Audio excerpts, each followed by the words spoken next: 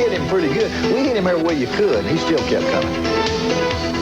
But many times we had Ty Detmer stop Cole, and he'd make a sidearm throw or an underarm throw and get a completion when there was absolutely nothing there. Well, against us, Ty Detmer was sensational. He's a fantastic athlete. It's impossible for a quarterback to make a better play than that touchdown pass. It's been a year of contrast for Ty Detmer. While the media has criticized him, opposing coaches have doused him with praise. At times, his season has been frustrating. At other times, it's been rewarding. But the bottom line is his Cougars are sitting on top of the WAC. He's throwing for over 300 yards a game. And tonight, he's gunning for the Colorado State Rams. If you think Detmer has lost something from the year before, you're just not really watching it closely.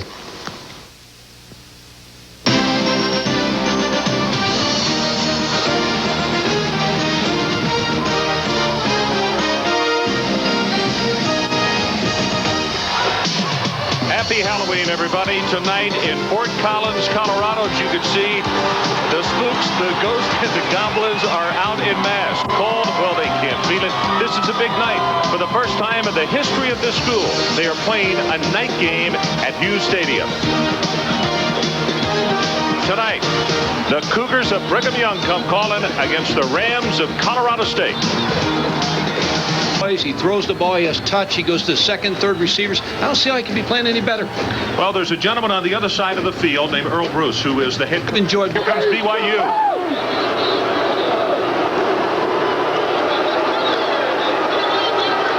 Two and 0. Halloween, everyone, from all of us at ESPN.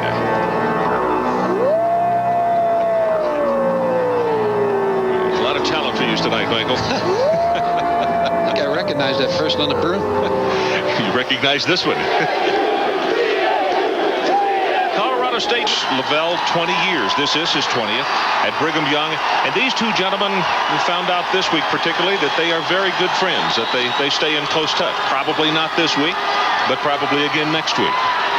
Thursday night game and Halloween is underway. Sickahima will take it at the 3-yard line. Schmidt out across the 28 to the 30-yard line. Ty Detmer, last year's Heisman Trophy winner, will open it up at quarterback. And here are the starting lineups. Mortensen and Tuipulotu open it up in the backfield. And we'll find out the conditions of the field on this opening play, and they look very good as the tight end Rex makes the reception, and he will be knocked down as Hamilton, one of the first men to get there. One setback. Tuipulotu takes it to the right side, and he will take it across the 40-yard line. Hamilton, you could see the offensive line come to the line of scrimmage, and then the wide receivers and the backs coming very quickly as the look in is thrown and complete at the 45-yard line. As Brigham Young to Valdez with a completed pass and a little different look there offensively for BYU. Possibly inaudible. Detmer goes up top, has a man, and it is caught out of bounds. That's Drage, the sophomore out of Tucson, who leads the team in receptions with 28 and 4 touchdowns. But as you can see, he caught it.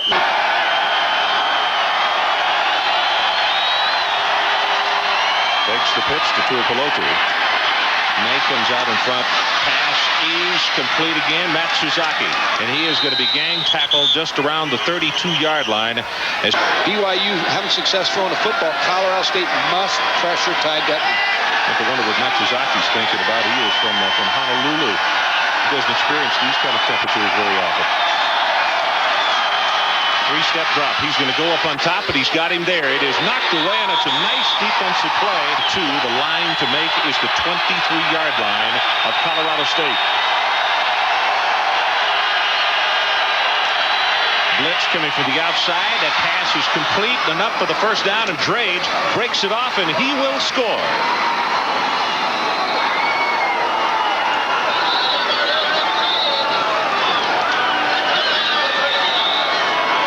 So just that quickly, after Colorado State had forced BYU into a 4th down and 2, and then they come up with the big play and not only hit them for the good gainer, but they hit them for the touchdown. Caught him in a blitz. And they put those big brushes up there and made the grass stand up, and that's really good footing. You were down on the field, and it's pretty good. I think for what we've faced here the last couple of days, the weather conditions, the playing field, I believe is excellent. Oh, it is. I think these people deserve a world of credit, though, because they must have had 100 people in here today, also scooping the snow off the seats out of the stands so this near-capacity house could get in here and have a place to sit. Quick look in pass, and that is to Valdez. In talking with Detmer last night at the hotel right after BYU arrived, I asked him, I said, is it hurtful in the fact that you won the Heisman last year and so many people have just made you persona non grata this year? And he said, yeah, it really has been kind of hurtful to him. Willis bounces it outside, has the first down, and he'll pick up 5 more. Time of possession, well, almost equal. But it is the Cougars who are on top by 10. Complete to Rex again, and the tight end inside the Colorado State 20-yard line. Harlan Kerquick throw. A step to 3-step. Detmer to Drage, and he will get his 2nd touchdown of the night.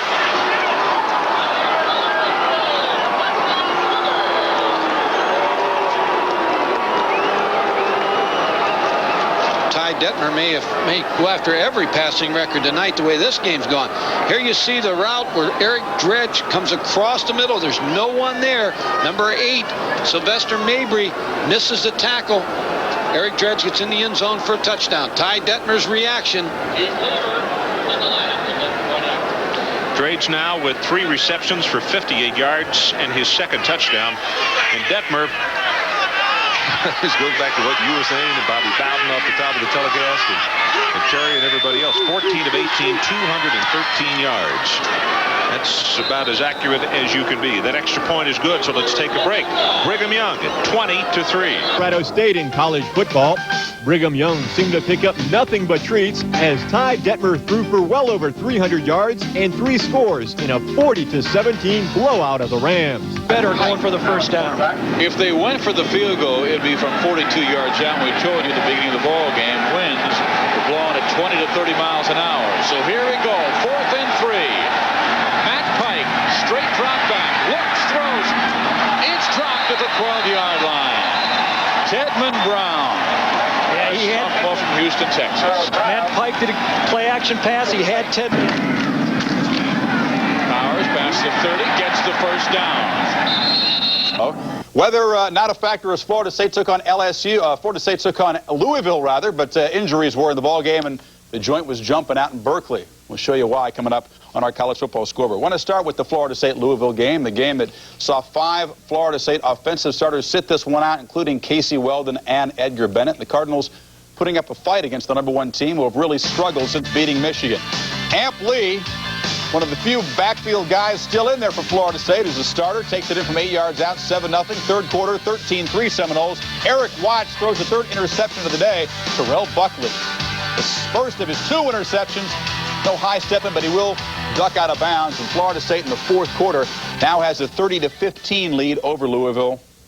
Marvin Jones has another interception to set up a score, but Louisville hanging tough, and Florida State still not impressive with the injuries they've suffered. New Mexico at halftime leading, but not this afternoon. Steve Spurrier getting it done against Pat Dye's team, which has reeled since the allegations. They were 1-3 coming in since that point. Gators' first possession, Shane Matthews scrambles 9 yards for the touchdown, and Florida goes up on top 7-0. They're up 10-3 late in the first half when Matthews connects again. Willie Jackson, 11 yards, 17-3 Gators. Jackson, the monster game, 10 catches, 115 yards for Spurrier in the first half. 3rd quarter, 17-10. Matthews finds Harrison Houston, who adjusts nicely to the ball. 24-10 Gators. Still more Florida scoring. Eric Rett takes the pitch, 3-yard touchdown run, and Pat Dye, the frustration continues as his War Eagle falling to 4-4, 31. Winning today thanks to plays like this. Stacey Harrison off the option pass by Tony James, picks it off, premature high stepping, but he gets it in the end zone, 64 yards, 7-0 tie. 3rd, trying for the win, but the pressure forces the bad throw. He just lobs it up, and Harrison picks it off. 2 interceptions for Harrison. The Tide defense in Knoxville. The touchdown pass right here, Andy Kelly to Corey Fleming, 9 yards, 31-17. Kelly had a big ball game. Third quarter, Aaron Hayden, the tailback of the ball, has had a big ball game. 67 yards, he rambles for the touchdown.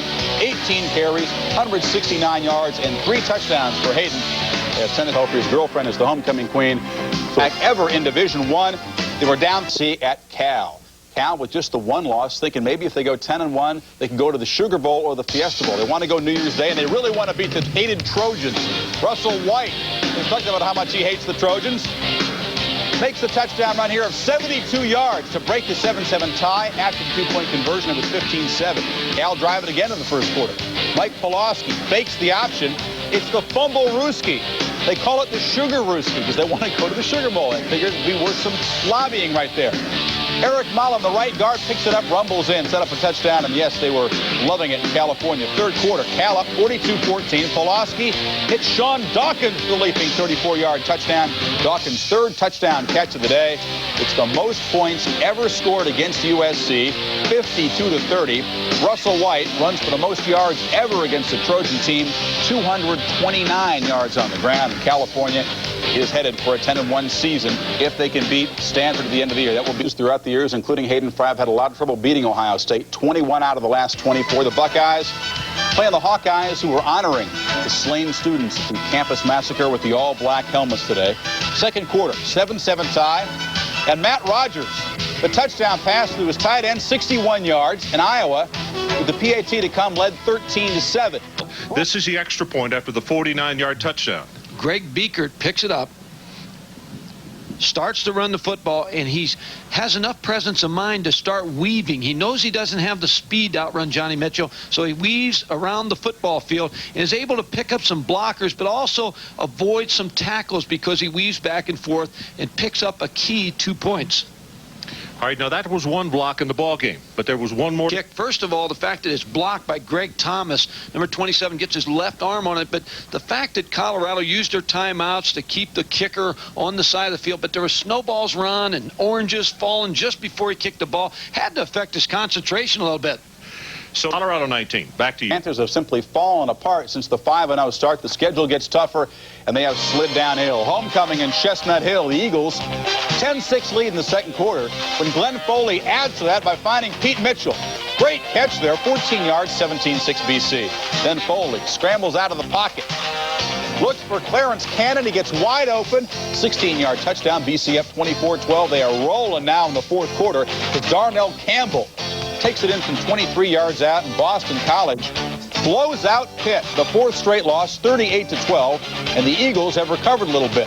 They were the worst winless team in the country, or the best winless team in the country, rather, early in the season. Now they're starting to put it together. Syracuse beats Temple 27-6. The Orangemen go to 7-2. They've beaten the Owls 6 straight times now. John Biscup had a couple of field goals, including one of 52 yards. West Virginia and Rutgers getting together, and the Mountaineers are also thinking bowl. This game in Morgantown, and Darren Studstill finds James Jett. The crossing pattern. This will erase a 3-0 Rutgers lead. 53 yards to the end zone. 7-3 Mountaineers. And Studstill celebrating. He had 273 yards total offense in the ball game. Mountaineers defense strong as well. John Brown nails Dave Dietrich. He holds on to the ball here amazingly. But West Virginia holds on to the victory. 28-3. The offense rolling up 412 yards total offense. Darren Studstill, 197 yards and 2 touchdowns. Still a lot more to come. Big 49-14 Yankee Conference win over the University of Rhode Island. Big day for Nova's Vernon Smith. Number 44 had runs of 1, 9, and 5 yards. Next week, a big Yankee Conference matchup against the New Hampshire Wildcats. Delaware Fighting Blue Hens now 8-1 after beating back the Maine Black Bears in Newark today, 34-10. That man, Darrell Brown, 16 carries, 151 yards, and 3 touchdowns, including that 62-yarder. Blue Hens currently ranked 9th nationally among Division I AA college football schools. And in Syracuse today, Jerry Burns Temple Owls looking to upset the 18th-ranked Orangemen. But, folks, this is the only scoring opportunity the Owls could convert this afternoon. Anthony Richardson hooks up with Sam Jenkins. Jenkins takes it 24 yards for the touch. But, as I said, It was Syracuse eventually winning it 27-6. Let's check the rest of the local college action. Howard has now caught a touchdown pass in each of their past 10 games. He only needed one of them today. 42-0, the final. Michigan beats Purdue. Next up, the Crimson Tide, Mississippi State, and Tuscaloosa. Stacey Harrison with 2 picks for the Tide to spoil the upset bid. The Bulldogs blew a chance inside the 5-yard line. 13-7, the final. The Big Orange rolled up the O in Knoxville with Memphis State, a school record 603 yards. Andy Kelly with 300 yards throwing. Aaron Hayden, 170 yards on the ground. 52-24 Tennessee. Here's your upset special. 23rd ranked Fresno State with Utah State. The Aggies' Sean Jones can win it with the kick. 20-19 the final. The Bulldogs are bitten and knocked from the ranks of the unbeaten. Top-ranked Florida State is in Louisville with the Cardinals. 3rd-ranked Huskies drill as State. The Irish win big at home. The Gators do okay in the loveliest village on the plains. It's a Big 8 matchup of epic proportions in Colorado. The Hawkeyes fry the Buckeyes in their Rose Bowl aspirations. And if it weren't for a loss to the Huskies, Cal would be playing in the Rose Bowl. Look, they trounced the Trojans at home. The Aggies, Bucky Richardson and Greg Hill each ran for 100 yards in their win at Rice. Rodney Blunt with 2 first-quarter scores get the Tigers rolling. The Pack with no problems with the Gamecocks. The Orangemen trip Temple. The Sooners playing tough defense with K-State. The Pirates continue to prove they are for real. Baylor by 4, and the Bruins are looking good. College football. Smokey liked it. Yeah, Smokey, he's singing now. Tennessee's back in this game at the 30-yard line. He'll be on the Mark and Brian show soon. Who's going to be on Sunday night, I wonder, at 7 o'clock? Just wonder. Tennessee fans, some 5,000, the cheerleaders from Volunteer Country as Tennessee starts after the interference call. First down at the 30. 9.5 minutes remaining. Notre Dame 34. Tennessee 21. A reverse. And it winds up in the hands of Pickens. Boy, that nearly was a disaster as Notre Dame had him taken away. A gain of only 1. Almost intercepted on the deflection as Faulkner. Andy Kelly on the doorstep of becoming Tennessee's all-time pass yardage leader. Needs 4 more yards today. 3rd and 9. Through the hands of the tight end, Von Reeves. That would have been a first down catch. That's and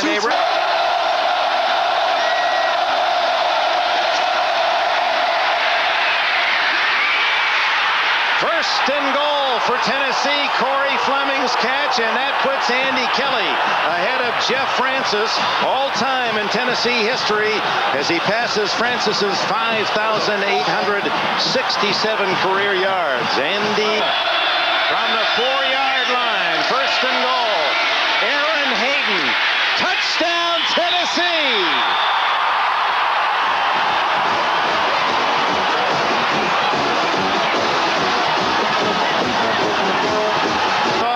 Say go for 1. Now there are 3 really crazy plays on the part of the Irish. Look at this. Oh, right on. Oh, gee, that could have done it. Chuck Smith had his chance, but it's tough to respond to a ball that's only thrown 5 or 6 yards. Boy, as this defense of Tennessee turned it around. The last 3 Notre Dame possessions, 3 plays and a punt. This is a little better kick by Sexton. Carter doesn't fair catch, and that led to a fumble to start the game, and a quick 4-7. Kelly hits Pickens, just caught from behind by Pete Bursich at the 26. State victorious. Oklahoma romping against Mizzou. Here, the game of the day, 34-28, Notre Dame leading Tennessee. Almost a copy of last year's exciting battle at Neyland Stadium in Knoxville, Tennessee, on the University of Tennessee campus over some... Blitz look. Blitz.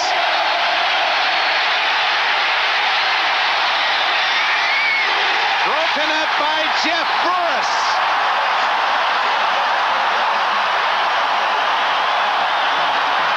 Season. just simply stepped in front and made the play. Good protection, gets outside of everybody.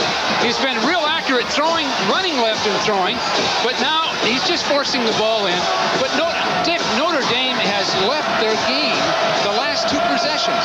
Now there's the route, the corner route, but look at Carter just waiting for the ball. But Notre Dame's left their football. From the Notre Dame 45, it's to McCluskey, and he's inside the 35 and a first down. Tom Carter makes the tackle. There's Dale Carter. But 51, 4:50 left. Notre Dame leads by 6, 34-28. Aaron Hayden, a successful draw to the 26, a pickup of near. There's a safety blitz. And the screen, it's going to work. Aaron Hayden, touchdown.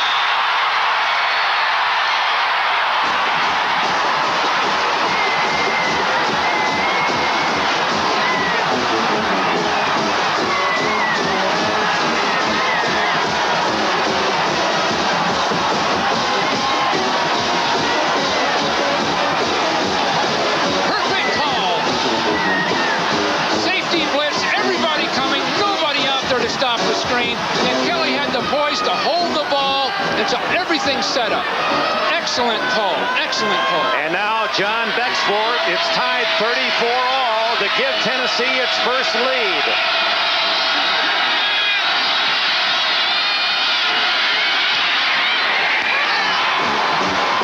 Boy, you can hear the cheers reverberating all the way from the Volunteer State. Tennessee 35, Notre Dame 34. Well, Willie Clark is going to up the middle, and he thinks he's going to get there. It worked once before, but now you see everybody getting caught up and running over each other. Nothing left. Nothing left. Fisher, Malinsky, able to block anybody that's left over. So at ground angle, you can see both offensive linemen getting outside, and Notre Dame sort of getting caught up in each other's feet. Now there's nothing left out there.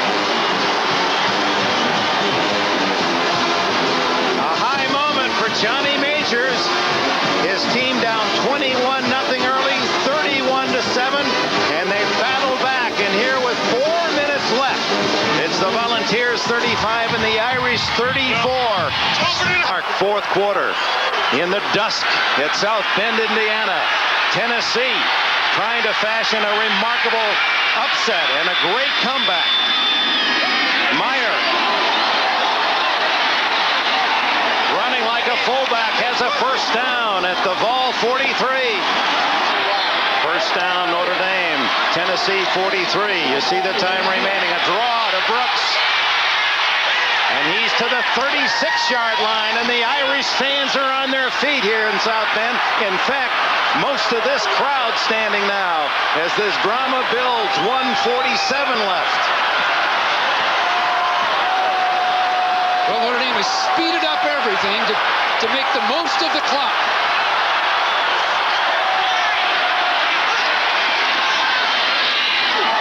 Smith. It's an Irish first down to the 29-yard line as he's smothered by. First down. Meyer on the option. Breaks tackles. Out of bounds at the 16-yard line. He has taken this game in his hands.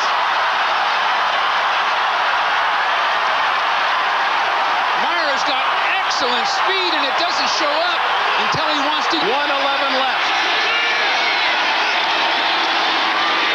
Oh, Dennis saw the field if they have to go for it. You can't take a chance with a severe angle with a kicker that's never done it before.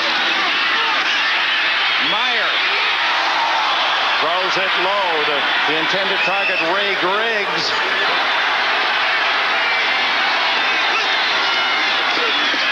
It's Meyer to the 9-yard line.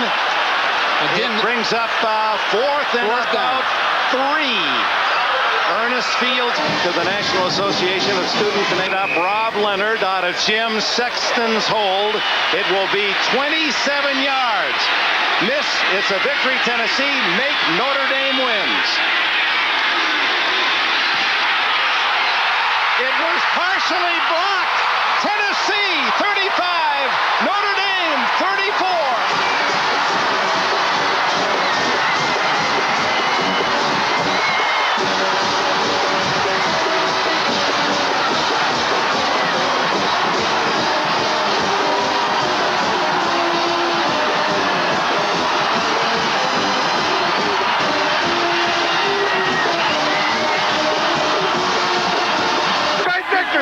I didn't have a better comeback, I guess, in my whole career.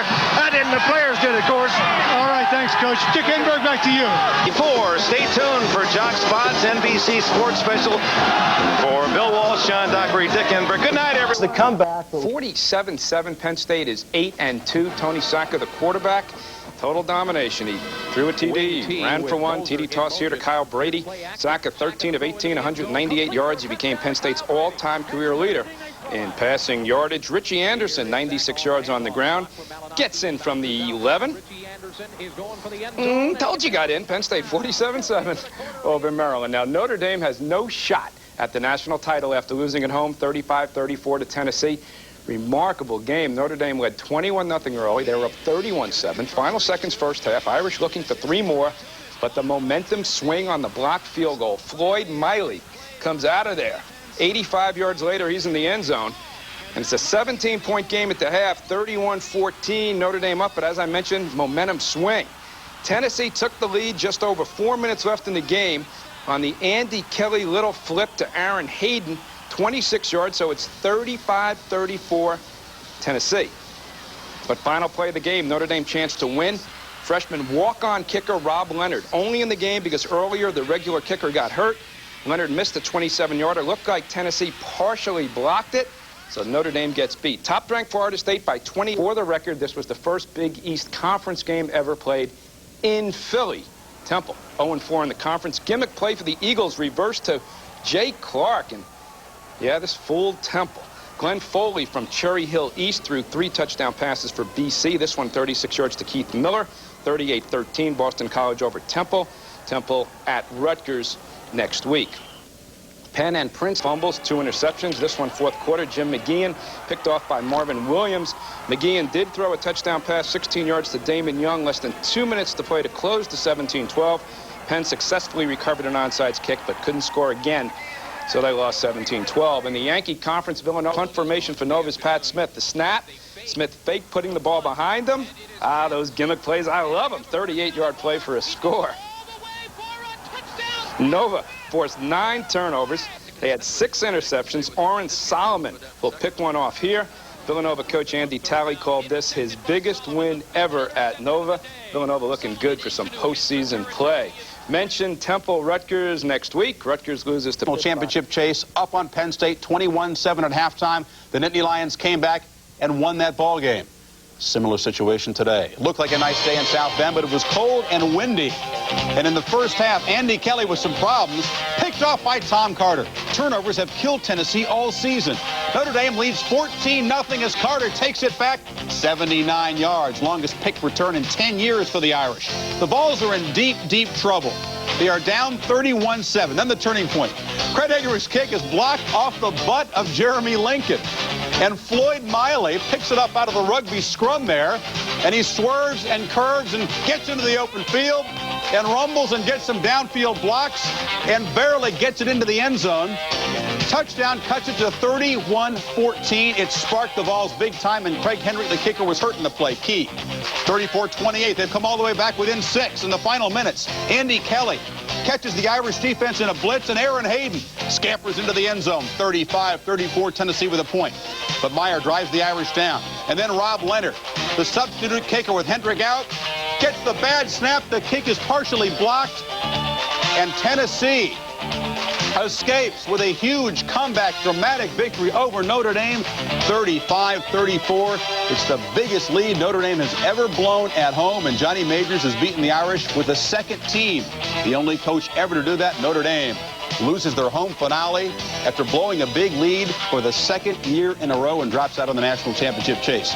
Number one right here, some trouble on the special teams for the Gamecocks. Darren Porter, the punter, just throws it away. It sets up this Weldon pass to Amp Lee. Weldon scrambling, getting open, waiting, finding Lee in the end zone. 17-0 Florida State. Weldon, 20 touchdowns on the year. Still favoring the wrist for the Mountaineers, already down 10 in the third quarter. The next play after that wrist injury throws the pick by Ryan McNeil.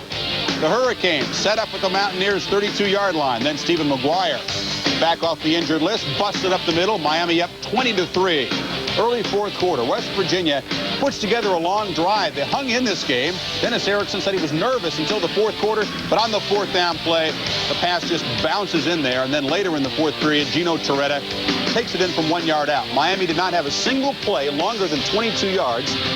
At the Tomahawk Chop, they are ready for West Virginia. 20 play of the game. 4 catches, 102 yards. At least 1 touchdown, though, in 9 straight games. He keeps the streak going. Ohio State and Minnesota. The snowplow working on the outside of the Metrodome, and the Gopher offense as cold as the weather was. Not so for the Ohio State offense. Carlos Snow at home in the Metrodome doesn't quite get in there. Second quarter, Snow finishes the playoff. 1-yard touchdown run. Ohio State cruises. 13 carries for 95 yards, and Carlos Snow 383 yards on the ground for the Buckeyes. They've been doing it at Illini. Jason Verduzco 255 yards and 3 touchdown passes.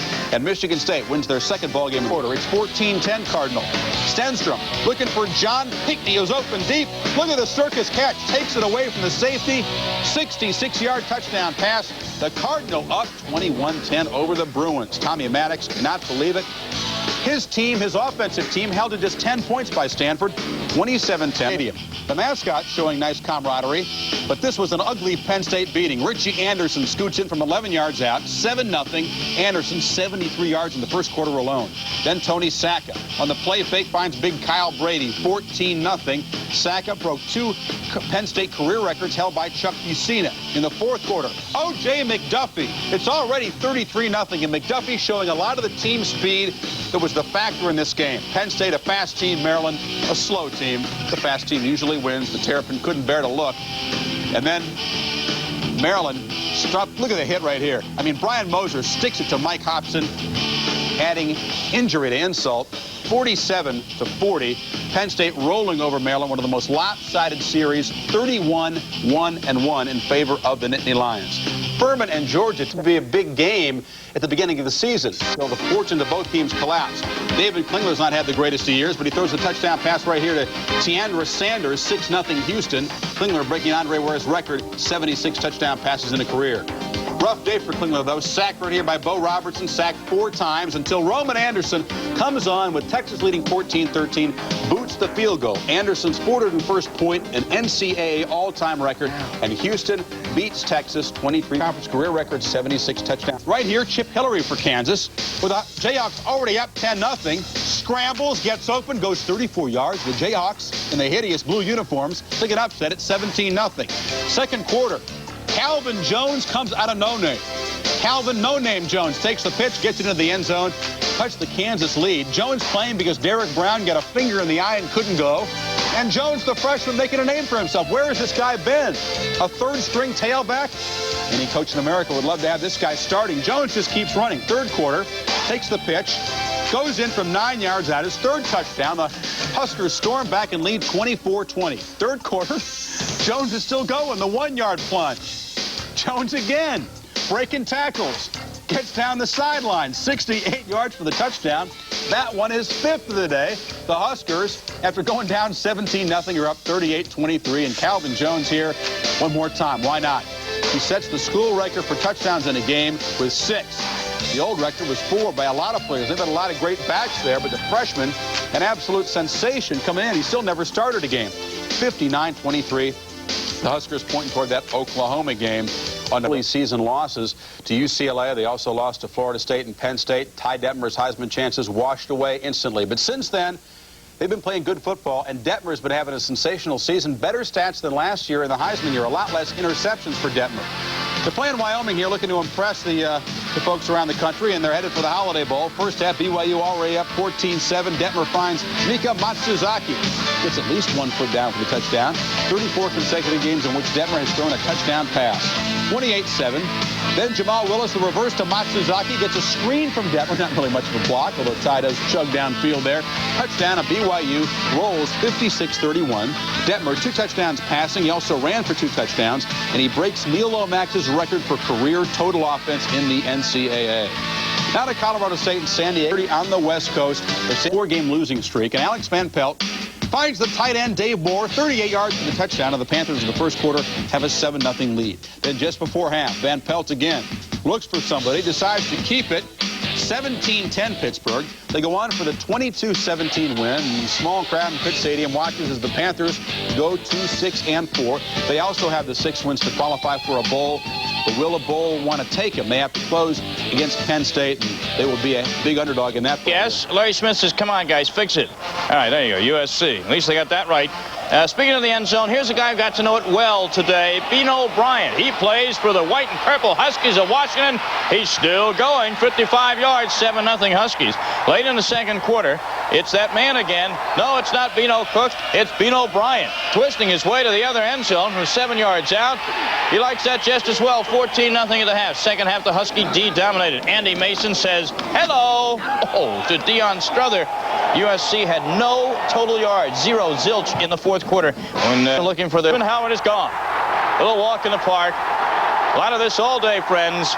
Yes, indeed. 59-14, the final score. Howard had 201 all-purpose yards. The Wolverines scored 3 touchdowns on 7 on their first 7 plays. Howard's 20 TDs on the season break Ron Johnson's school record of 19 back in '68. In the Big 8, I don't know. They're going to go fake it. Why? Well, it's third down. If it botches up, they still got fourth down, but didn't botch up. Christian Faria takes it in for a touchdown, and Colorado... This year, it was Tennessee. The 13th-ranked Volunteers rallied from down 24 points to beat the Fighting Irish 35-34 when walk-on kicker Rob Leonard missed a 27-yard field goal as time ran out. David Palmer returned the first punt of the game 90 yards for a touchdown, while Antonio London blocked a game-tying field goal attempt as 7th-ranked Alabama held on to beat LSU 20-17.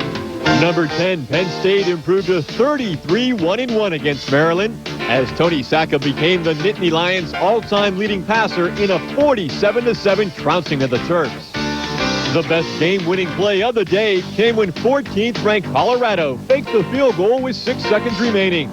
Robbie James hit Christian Faria for the score and a 16-12 victory over winless Oklahoma State.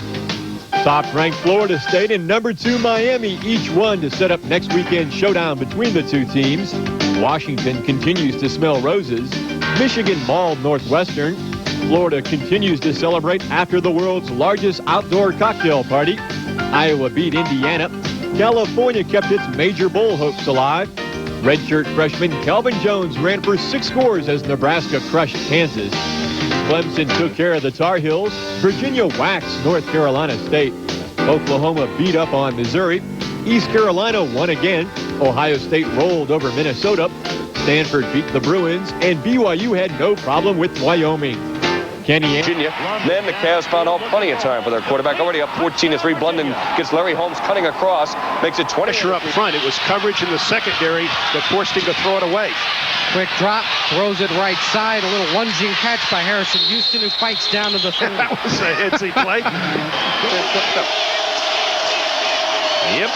Edgar Bennett bounces, headed for the corner, won't get there. Taken down and out of bounds by number. I don't know if he will or not, but it's possible. Here's the kick up. Nailed it. So Jerry Thomas becomes a major persona in this game with his 3rd field goal. Out on a driving snowstorm at Folsom Field. This caps an 80-yard drive. Tony Sands, the 3-yard touchdown run. Kansas trying to knock the Buffaloes out of the Orange Bowl picture. Darian Hagan out with an ankle injury. Jayhawks lead it 10-3 in the second quarter. Let's go back to Keith. Well, they're getting some weather out there, aren't they? Well, there'll be a lot of 20. McGuire runs it. Gainesville, they'd be pulling for the Gators. First down and 10 at the 42-yard line. Here comes what one would sense to be a very important possession in this ballgame. Coretta straight back. Heats on. Carruthers, first man to hit him. 7. Where Colorado came right back. The halfback option, Lamont Warren to Charles Johnson downfield. 48 yards on the downfield. 48 yards on a touchdown pass, and the Buffaloes tied up at 10 in the snow out in Colorado. Well, those guys, you think, all have frostbite, but I guess when you're young. Ball is back near the 37. Coretta looking around, lobs it downfield for Bell. That's a good catch. Beautifully touched pass. Great catch, huh? Coverage was there. Coretta.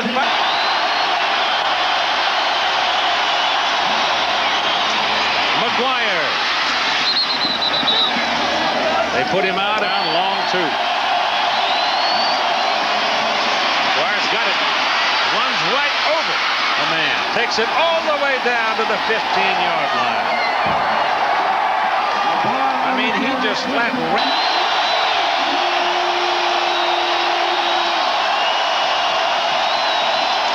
Blitz coming. Coretta gets it off. It is incomplete. It was intended first possession of the ball game.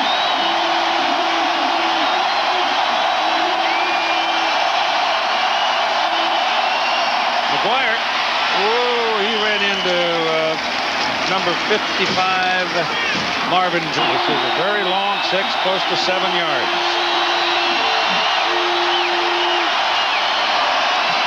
Coretta's pass. Kevin Williams fell down. 16-10 ball game.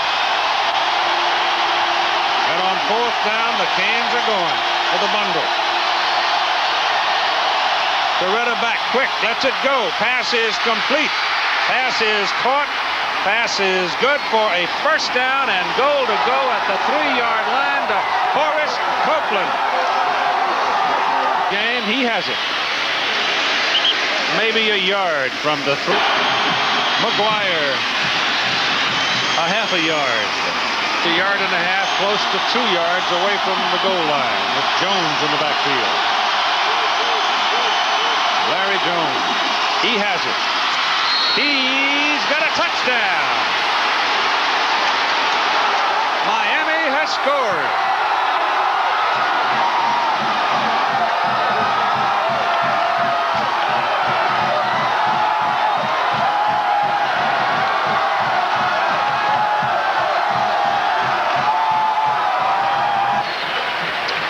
All they need is 3.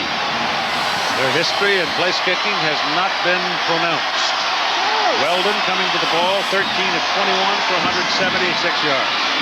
His pass is away to the sideline, and it's close to a first down. Ends on down and 1.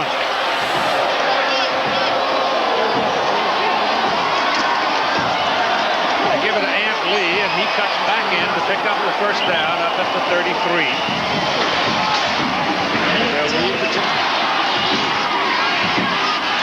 Weldon's pass again to the sideline. It is caught at the 40. They got him back at the 40. Nobody of them. That's Edgar Bennett. By a point. They don't have it yet. Edgar Bennett reaching for it to the 46-yard line of Miami. Ryan McNeil trying to hold him. It's close. They want something to pick it up. They only need about a half a yard. They give it to Bennett. Bennett bounces off the pile. He's still going and is finally thrown down around the 40-yard line. Quiet out, people. Weldon back a lot of time, gets it away to the side. The pass is caught over there by Edgar Bennett, and Bennett goes out of bounds at the 33, close to the 32-yard line, looking back into a bright sun to make that catch. Where it is 2nd down and 3. A minute 4. Pass down the middle is incomplete. Intended. Number 1 trails, number 2 by a point. Weldon's pass is away for Terrell. He's in the end zone. He's got a penalty flag. There's a penalty flag. Ryan McNeil was defending.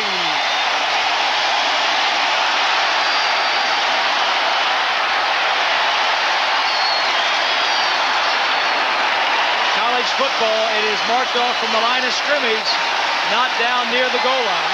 It'll be a 15-yard penalty and automatic first down. Defensive pass interference.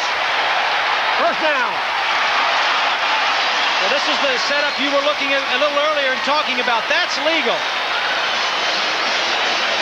That's not. That is not. He mugged him. He'd have caught it. Terrell, the man you were talking about, a player, his field goal kickers have been his problem all year. Amply slipping and sliding, and will get a couple of yards to the 16, and that's all. As Jesse Arms. It's up. Missed it to the right.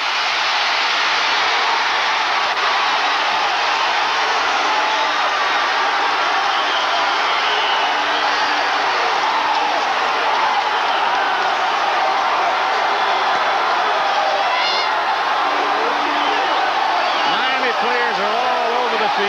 They're going to be penalized for it, but so what? I'm sure is their attitude, because they have just dodged a howitzer.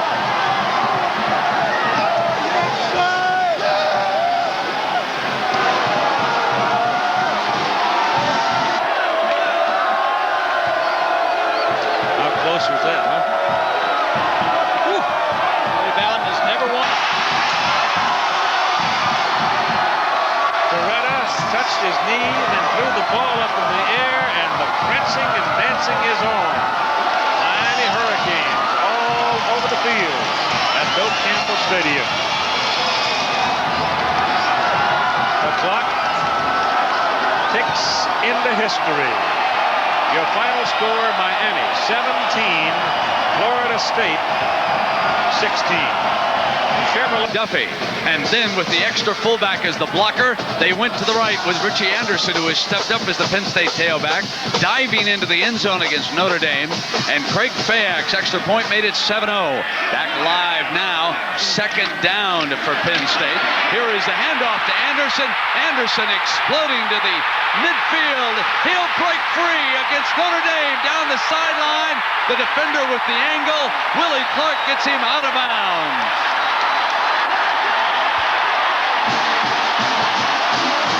They went to an end-over formation, man in motion, moving to the left area screen. He starts the slant play, gets a good block by Gash right there. Now it's cutback running and speed. Here he goes, he's running away from Clark. A poor attempt to make the tackle right there. Now again, he turns on that speed. Fine run, and this is why he has taken over the starting position at the running back position. A 57-yard burst by Anderson, who has scored Penn State's touchdown for Joe Paterno. Now the Nittany Lions, one touchdown already on the scoreboard. A one-back attack with Anderson, an extra wide receiver, number 3, Chip LaBarca, coming in motion. Now he'll turn back. This is Anderson to the short side. Gets to the 8-yard line before the Irish. Let's see what they do defensively now on 3rd and 7 against Saka and Penn State. Firing complete, touchdown, Nittany Lions. Number 24, O.J. McDuffie.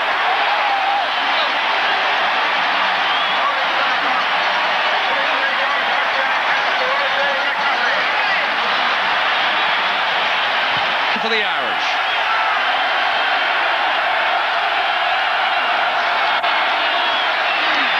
Meyer with good time, incomplete. Penn State dominating early. Taken.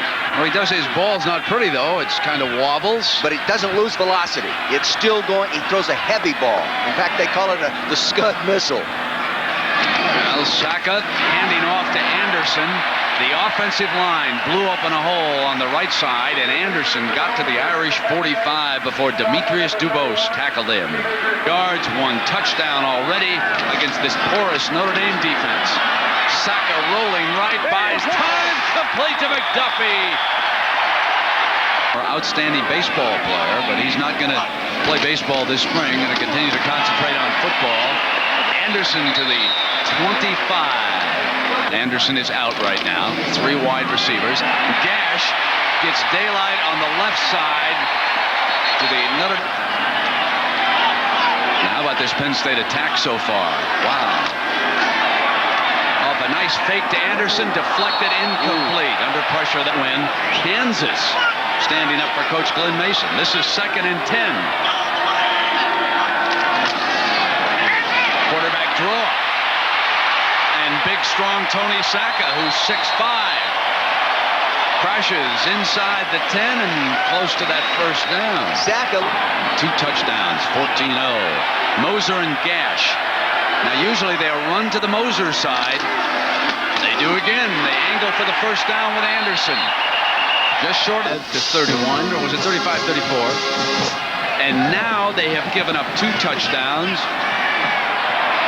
and are in danger of falling behind by 3. Here's Gash. Seconds ticking away in the opening quarter. Touchdown, Anderson.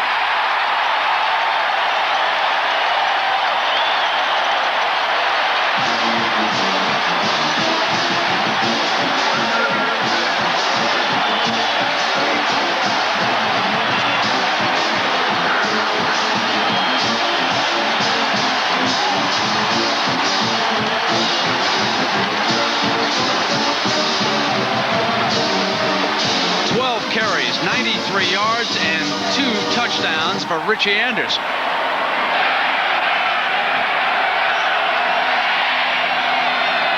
On 3rd and 7, Meyer passing short and low, intended for Grip. Penn State sets a return. This guy can really do it. Oh, McDuffie breaking the first tackle. And slide north-south, Jeff. Go north-south. Here we go. This is the kind of punt you go north-south with.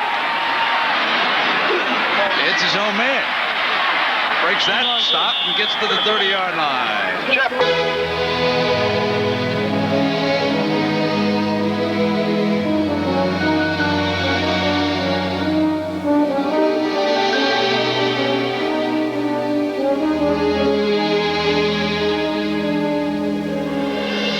What is it that makes the world so great? Is it the beauty we see everywhere we go? It is. But probably what really makes the world so great is people.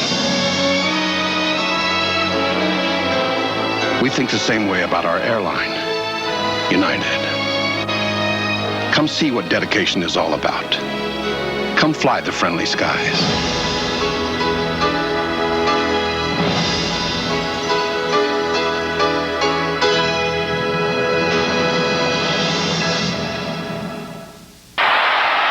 Open man, and he overthrew Tony Smith. Meyer complete for the first down to the 25, and Ray Griggs. See what they forced? He converted fullback. He's back in that spot. Meyer firing complete to the 10-yard line, and Tony Smith back on its heels. They like the option down here. Either fullback inside, then come off it with the option later. Dennis, without scoring the touchdown, need a good strong yard here for the first down, couple yards for the touchdown. There's the situation. Good play by John Derek Bowen. Wrapped him up big time. Corner blitz off the corner. See, it's easy in this kind of a formation, 2 tight ends, no wingbacks, to bring that guy around, and it makes it a very short corner. You'll see it, the two are going to attack Bettis. Well, let's see.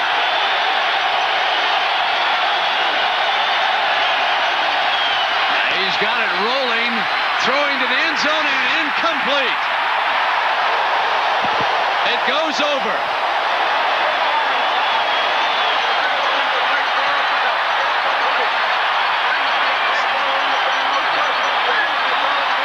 That one in. So in each of the last 2 Saturdays, it's been a crushing end to the first half for Notre Dame. Last week, the blocked field goal. Here, they failed to score inside the 5-yard line, and we'll return after this message and a word from our ABC stations. Lions. Lou Benfatti picking off the first interception of his career, redshirt sophomore. Play action pass to the right side of your screen. Benfatti will pair to the right. See, he takes on the back coming out. Now he ricochets back. There he is, right there in the middle, reading it. He's got it. Turnovers will kill you, but turnovers in this area of the field really shorten the field. 36. Into McDuffie's hands, and O.J. with an alley. On 20. McDuffie will score. Penn State touchdown. Tony Sacca paves the way with a block.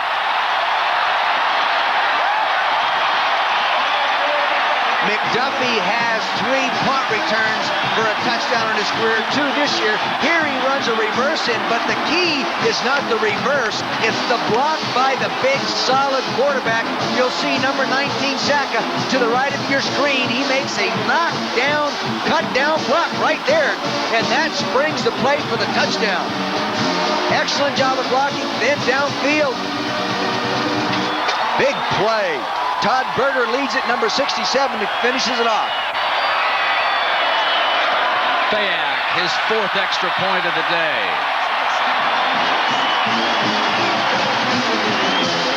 He's a big, tough quarterback who's moving up in the scouts' eyes today. Bettis, the lone running back. Now Meyer with time over the middle, complete to his tight end at the 40-yard line. And in Boulder, Colorado, the Buffaloes had scored to take the lead with less than a minute to go. The final play of the game from the Colorado 40, Chip Hillary of KU heaves it into the end zone, but it falls incomplete. And for the 2nd week in a row, Colorado comes in. Brent, I coached a guy a long time ago that was just like that.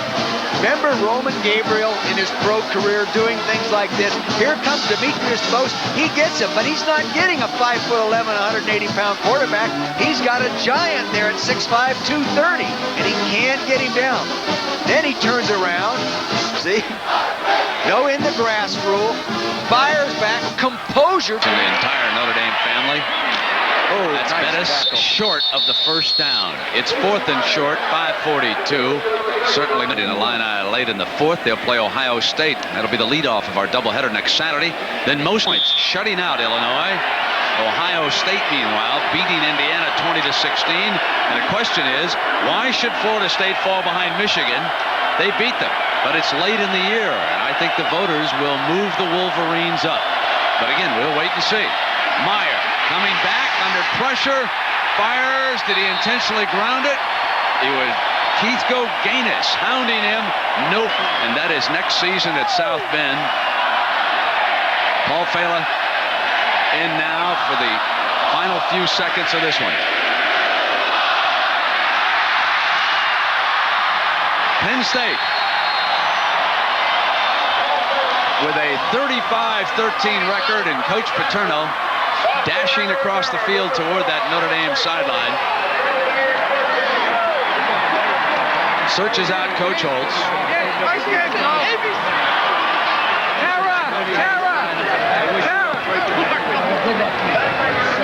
So they wish each other well in the upcoming bowl games, and we will tell you about our Chevrolet most valuable players.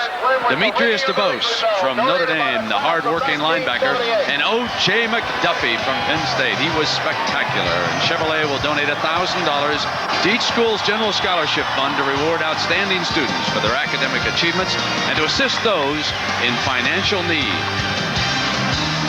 Penn State with 21 points in the first quarter holds on for a 35-13 victory over Notre Dame, which has lost back-to-back games for the first time since 1987. Penn State now will set sail for the Fiesta Bowl, and the Fighting Irish will go to New Orleans and the Sugar Bowl.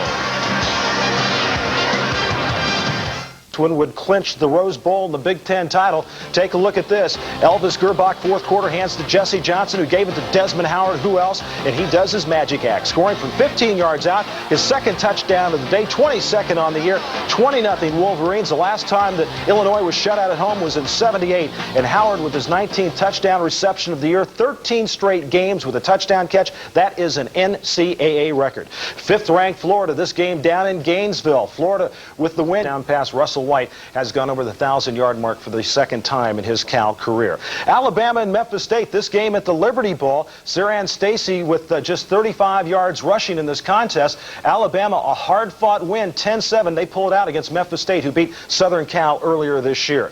Notre Dame and Penn State, and this game, well, what can you say? 21-0. The Nittany Lions jumped out to the lead. It looked like Notre Dame might have gotten some momentum going. It wasn't to happen. And Bo, I think... First of all, took a lot out of Notre Dame. I don't think they were ready to play. The tackle for San Diego State. Ty Detmer will lead the Cougar offense onto the field. Detmer, as Craig said, in the words of Lavelle Edwards, enjoying his finest season. Detmer under pressure. Now with some running room, and he's out of bounds at the 25-yard line after a gain of 2. And some pushing and shoving out of bounds with Eric Duncan. Officially a gain of 3 for Detmer on the first play from scrimmage. They fake the draw. Man wide open out of the backfield. It's Jamal Willis. He has a first down and much more out to the 44-yard line. On first and 10 from the BYU 44. The pass is complete. Ty Detmer has just broken the record of Todd Santos, formerly of San Diego State, for most completions in a career. Ty now with 911 completions, and there goes Peter Tuipulotu. Down to the 31-yard line of the Aztecs. A gain of 18. Damon Pieri made the tackle in San Diego. First and 10. Cougars on the move at the 31 of San Diego State. Detmer with all kinds of time as a man wide open. Touchdown. Jamal Willis.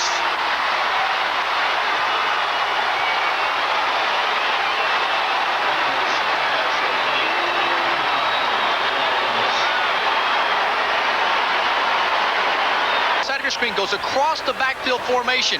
They take 3 receivers deep and run them over to the side of the field. Detmer wants them to overcommit to that right side. That's about as strong as Detmer has in arm strength. That's about as far as he can throw it. It was just enough for Jamal Willis to kill. California took over. As Darnay Scott, touchdown Aztecs.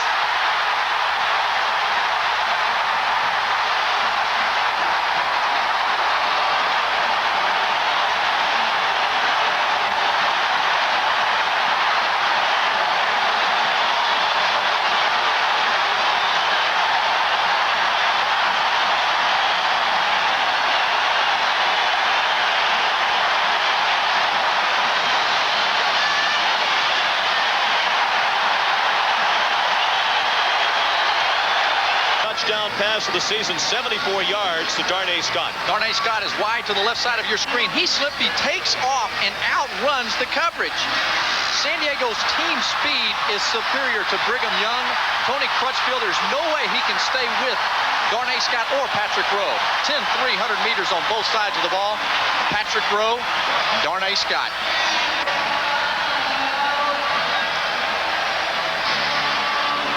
That's the way you boost a freshman.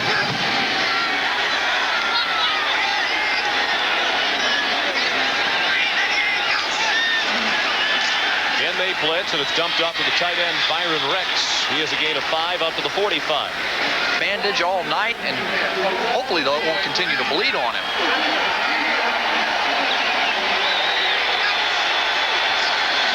On 2nd and 5. Detmer deep for the tight end. Rex is intercepted. Darrell Lewis still on his feet at midfield. A 20-yard interception return for Darrell Lewis. The Aztecs need to get just inside the 41-yard line. Looking for the quick hitter to Patrick Rowe. They give him the forward progress, and they will. It's a first down for San Diego State at the 30. The pass is caught. And out of bounds is Keith Williams. Post 18. Lowry asking for quiet. Marshall fall. No signal yet. Touchdown. Jennifer Capriati, and be still my heart, 21-year-old Gabrielle Sabatini. But it was Capriati with the good-looking shot here, but then Sabatini keeps her poise and flips home the winner. This match was tight early, tied at 4-4 in the first set, but then Capriati from the baseline just overwhelming with the passing shots, and she wins in straight sets 6-4 and 6-3. So tomorrow, second straight loss. Now, you may recall last week the Irish lost to Tennessee when their kicker missed a 27-yard field goal. So Lou Holtz decided this week he needed another kicker, so he got Kevin Pendergrass from the soccer team. Problem is he can't kick either. This didn't even go to the 20. He shook his head and said, that's terrible. Penn State had it all working today, including the end around, just like you did it at the neighborhood field when you were a kid. O.J. McDuffie took it 37 yards and made it 28-7 Penn State. The fans at the joint kind of liked that. Tony Saka had a good day. Look at this over-the-shoulder catch by McDuffie. Penn State won by 22, 35-13, are now 9-2. Notre Dame's 8-3. Two undefeated teams, number one team, struggled a little bit today. The Rutgers started out with the season 5-1, but had lost 4 straight. Temple in white and in trouble here. Jim Garantano with a nice catch. It was all Rutgers, except for maybe this, the fight. Yeah, we don't know for sure who won that, but Temple lost the game 41-0 and have now lost 7 out of 8. Pulls it out to clinch at least a tie for the Yankee Conference and a probable playoff slot in their division. For a good long while today, Coach Andy Talley needed all the help he could get. 7-7 at the half. UMass hang tough until quarterback Tom Colombo capitalized on a sack and a turnover by Andy Coble. Threw long into the waiting arms of Harold Hart. Touchdown Villanova for a 17-7 lead, and Coach, you deserved it. He's not all wet, and Villanova wins at 24-14. And I'll tell you, that's what you get when you are 9-1 on the season, and that's what Villanova is. On the other hand, at Harvard, we find the Penn Quakers nursing an 18-15 lead. That touchdown by Harvard with 23 seconds left won it for Harvard. Caught from behind at the 31-yard line. Eric Sutton saved a touchdown. It's a gain of 65. Detmer get around the pocket, get to the outside, and a nice block by the outside man, Peter Tuipulotu. Now you go down deep, and you've got your receiver. Not a good job by 23, Gary Taylor, of covering. 11 from the 32-yard line of San Diego State.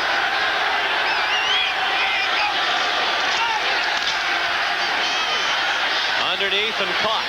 Matsuzaki with a first down for the Cougars at the 20. Eric Sutton made the tackle. First and 10 from the 20. Detmer, man open, Valdez. Touchdown, BYU.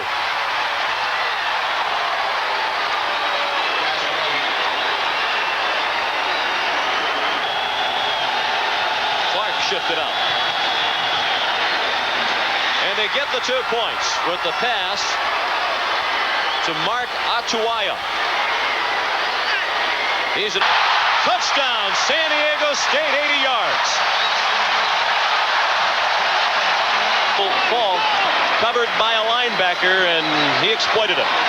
There's no way that the linebacker can cover him. Scott Giles, number 47, an extreme mismatch. Falk has the 10-3, 10-4, 100-meter speed that Patrick Rowe and Darnay Scott have. Shows a lot of good decision-making capabilities by number 11, David Lowry, realizing that he's got Falk on a linebacker. Ball down to 39-yard line of BYU. 21-14, San Diego State with the lead. Again, they run to the lane with Tuipulo down 15. Cougars working from their own 35. Detmer deep. Anderson wide open. First down, BYU at the Aztec. Just kind of makes you realize that any play, your career could be over. And you got to be prepared to do something else once that ends. You know, getting my degree will be a big thrill. I'm on track to graduate in April, and that's going to be the most important thing down the road. This message provided by the NCAA. And he has now for 419 yards passing tonight. Make it 442 after that completion, just updated. He's on the money again. Willis has a first down to the 15-yard line. We're down to a minute and a half left in the third quarter. The 89 Holiday Bowl against Penn State, 576 yards. He's up to 453 at the moment. Tui Pelotu picks up 5. Detmer to the end zone. Touchdown! Byron Rex. Basket break to number 95, Byron Rex, and a touchdown for BYU. 41, 463 yards, and 4 touchdowns. He's been intercepted to Paul. The Aztecs have committed 2 turnovers on their last 2 plays, and now they get it right back. Chris Johnson with the interception of Detmer at the 33-yard line. An offensive story. 3rd and 10. Another big play.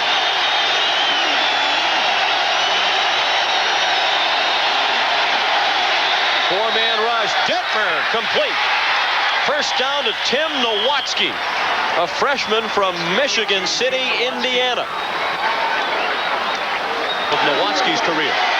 Willis again behind some blockers. 1:52 remaining.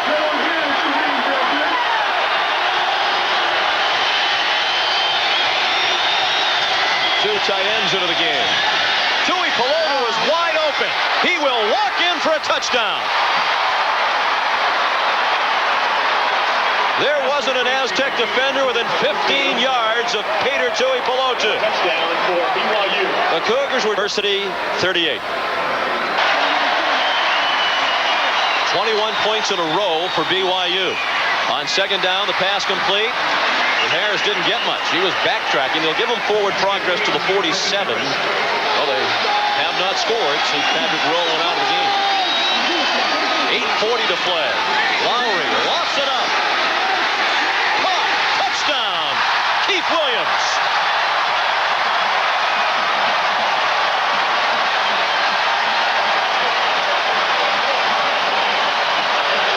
Diego State, free safety next year. He has really started to come on during this second half of his junior year. On 3rd and 5, Detmer throws. Great catch. Willis with a first down at the 26-yard line. Better than that one. His 8th reception of the night for 173 yards. Detmer to the end zone, and it is incomplete. Well, let's make the call down there. They have a reasonably upset on that one. 6:49 to play. San Diego State leads by 14. Detmer, where's the flag? There's the flag. No question of 52-38, San Diego State. Draw play. Tui Pelotu. Inside the 5, 1st and goal Cougars. Yards for Tui Pelotu. From the 4, Detmer. Touchdown. Mark Atuaya. His first yardage and 13 yards short of the single game school record. Looking for Scotty Hazel. Huge completion. Detmer pulled away from center. Nowatzki almost started up the field prematurely. Running room for Drage. Across midfield. Across the 40. And out of bounds at the 35-yard line of San Diego State. 42 yards on the play.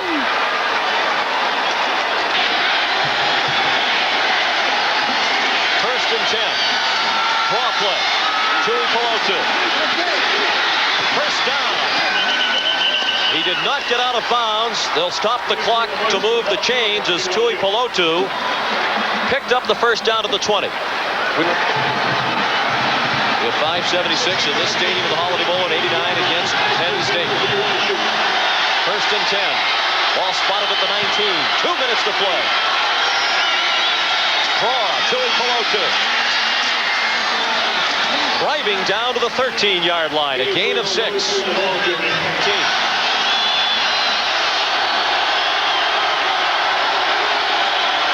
On the ground with Willis. Lunging for the first down. He's close at the 10-yard line. Timeouts left. Oh, yeah, you got to get it. I'd run the wide side of the field. 3rd and less than a yard. They're going to throw. Dumped off. Tui Pelotu. First down at the 5. 35 seconds left. 599 yards passing tonight for Detmer. He hands it off to Willis. He will walk in. Touchdown,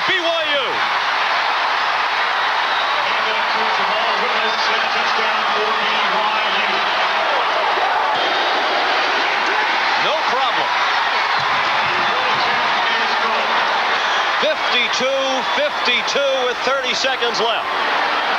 These are players of the game from Brigham Young. Ty Detmer, 31 of 54, a BYU record 599 yards and 6 touchdowns. And David Lowry is the player of the game for San Diego State, a career. Only a 3-man rush. Lowry throws on the run, caught. Time running down as Scott fights for yardage. 17, 16, and a timeout call. New Mexico on October 19th of 1985. 6 touchdowns in a game, 1 shy of the school record, shared by Mark Wilson and Jim McMahon. Hey, and this isn't even 2 run-and-shoot ball clubs.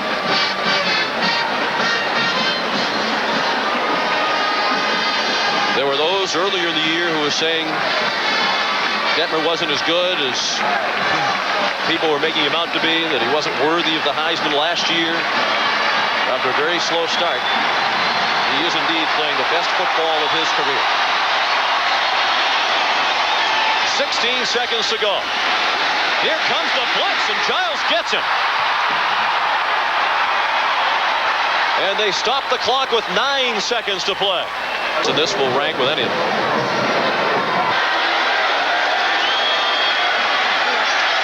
Lowry, pressure, and dumped.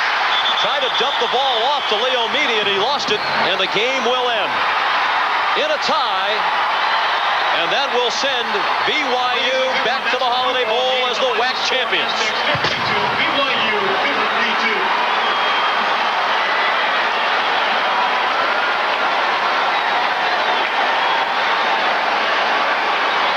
For the 14th time in 20 years as head coach, Lavelle Edwards has won the WAC. Craig, we only have 30 seconds to wrap it up, and obviously that gives us time to talk about 1/1000th of what happened here tonight. A tremendous effort by both ball clubs. Hats off to Luganville and San Diego State, and a great comeback for Brigham Young. 1,462 yards in total offense between these two. The final score, 50. The dagger through Miami, and the Hurricanes made him pay. Leading by 6 late in the game, Gino Torretta came through with a big 4th down pass to Horace Copeland. That set up the game-winning touchdown, but the drama wasn't over. With 25 seconds left, the Seminoles' Jerry Thomas had a chance to win it, but his 34-yard field goal try sailed wide. 17-16 the final. Miami wins the battle for number 1. They'll head to the Orange Bowl for the national title, while Bobby Bowden is denied the championship once again. The Rose Bowl is set. No surprises. Michigan and Washington. The Wolverines wrapping up the Big Ten title with a 20-0 win at Illinois. Desmond Howard, 2 touchdowns. That gives him 22 on the year.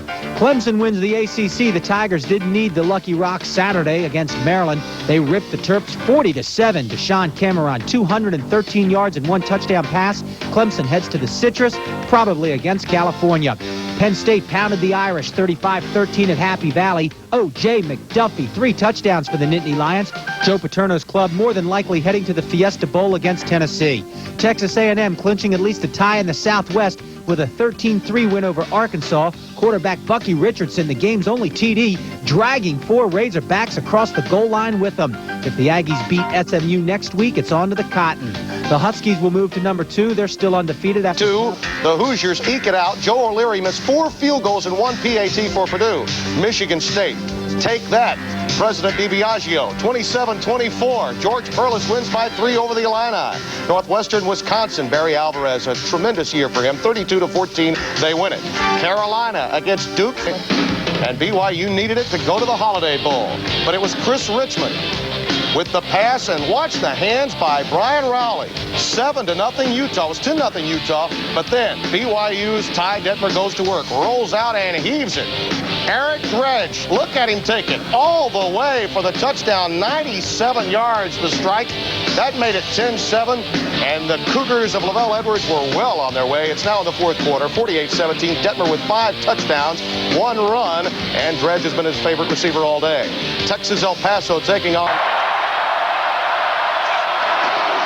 The first one up over the top for a touchdown.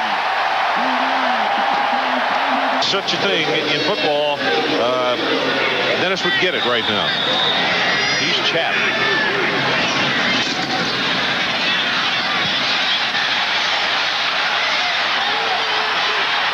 Foley throws it complete at the 29. Game of a triple header in Birmingham with Alabama and Auburn in that one. Ron, they're going to take one throw here, try to throw it to the end zone, or they have to throw something that's an out route with 10 seconds to go. No timeouts left. Something to the corners.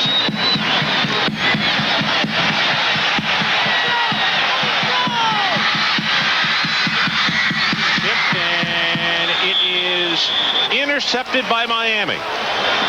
47, Ryan McNeil. Or just over 13 minutes to play third quarter. Blitz again, and this one for Mitchell, incomplete. As quick out pass is caught. 36, Lamar Thomas. First catch from...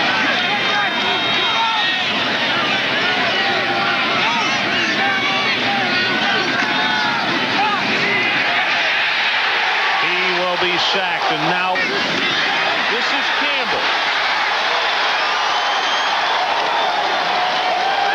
Hang on. Just with 1 second to go, so they're down here again on the 20-yard line. They have to get some points against this Miami defense. Coming up at the end of the ball game, Mike and I will be picking the Visa players of the game, one from each squad.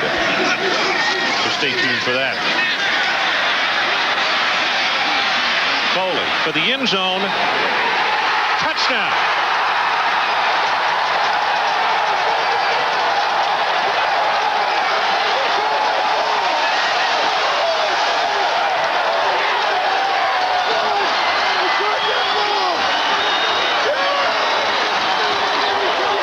And Breton gives him some time, throws the ball in the corner.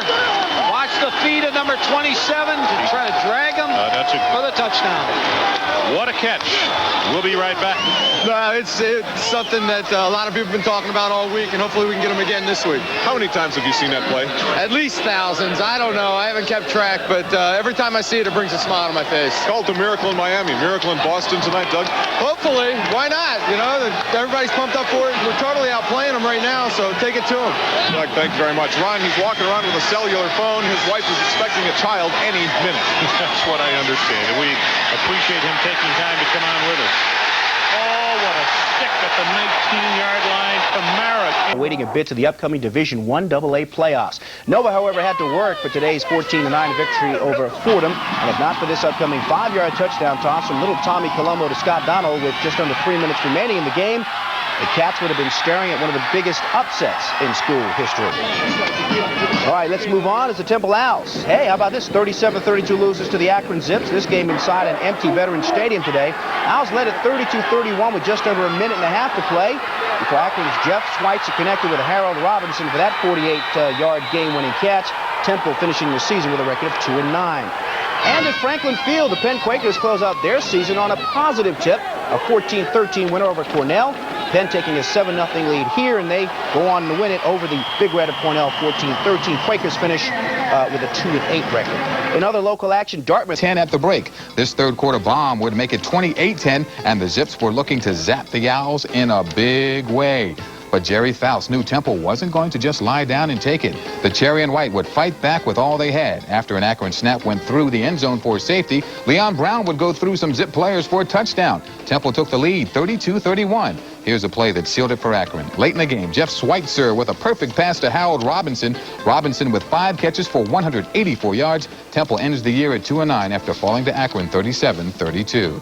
Ithaca over big play right here on the punt return by Howard, number 21 in blue. The Heisman front runner totaled 213 total yards on the day, 93 of them on the return here for a touchdown. Rose Bowl bound Michigan crushed Ohio State 31-3. And just in case you forgot what the Heisman Trophy looks like, yep, thank you, Desmond. State to go before the Orange Bowl. BC quarterback Glenn Foley, 21-36, 241 yards, 2 touchdowns, and 1 interception. Miami has the most powerful 10. Steve Stenstrom, Ryan Wetnight, and Stanford keeps the axe. They go on to take this game. Stanford wins its 7th in a row and is for Michigan. Ohio State coach John Cooper gets a 3-year contract extension before the game, but it's coming up roses for Desmond Howard from end zone to end zone. That man owned the field today. Elvis Gerbach throws it up between two defenders. Howard hauls it down, 42-yard gain.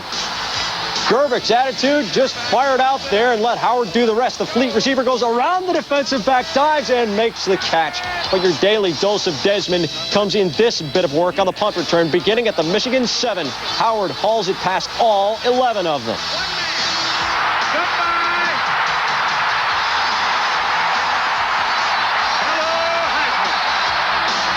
He knows it, you know it, the college football world knows it, so Desmond Howard shows it. 23 touchdowns on the season say he wins the Heisman. That was a school record 93-yard punt return for a touchdown for Desmond Howard. Hey, another bulletin. The Jayhawks' Tony Sands carried the ball 58 times for 396 yards, both NCAA records. That's right. Yes, big day for Mr. Sands. Here he takes it in from 8 yards out. Kansas led Missouri 18-7. In the third quarter, Sands would sweep right from 9 yards out. Now, he set NCAA records for the number of carries, 58, the number of yards, 396, breaking Marshall Faulk's 386 total earlier in the season with San Diego State. And we're not done. Kansas winning it by a score of 53-29, and there is Tony Sands just... In Ann Arbor, Michigan, 18th ranked Ohio State rewarded John Cooper with a contract extension before their game with number 3 Michigan. His Buckeyes rewarded him with a 31-3 loss. Desmond Howard with a 93-yard punt return for a touchdown. The Wolverines go unbeaten in the Big Ten. They're 10-1 overall. A Pac-10 grudge match in California. Number 21 Stanford beats number 6 Cal behind the running of Tommy Vardell.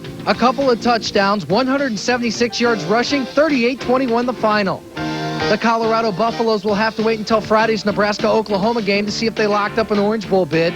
In a driving snowstorm, they came back on Iowa State. Sean Brown's touchdown catch sealed the 17-14 Colorado win. The top-ranked Canes survive BC. The Huskies stay unbeaten. The Hawkeyes beat Minnesota. The Aggies humiliate the Mustangs. Tennessee rolls, and the Tigers rule South Carolina. East Carolina won their 10th straight. The Mountaineers paid the Orangemen a visit. Matt London completes an interception-free season for Virginia. The Terps came within a field goal of NC State. The Bulldogs are at home with San Jose State. BYU explodes. Kansas in an Arctic chill.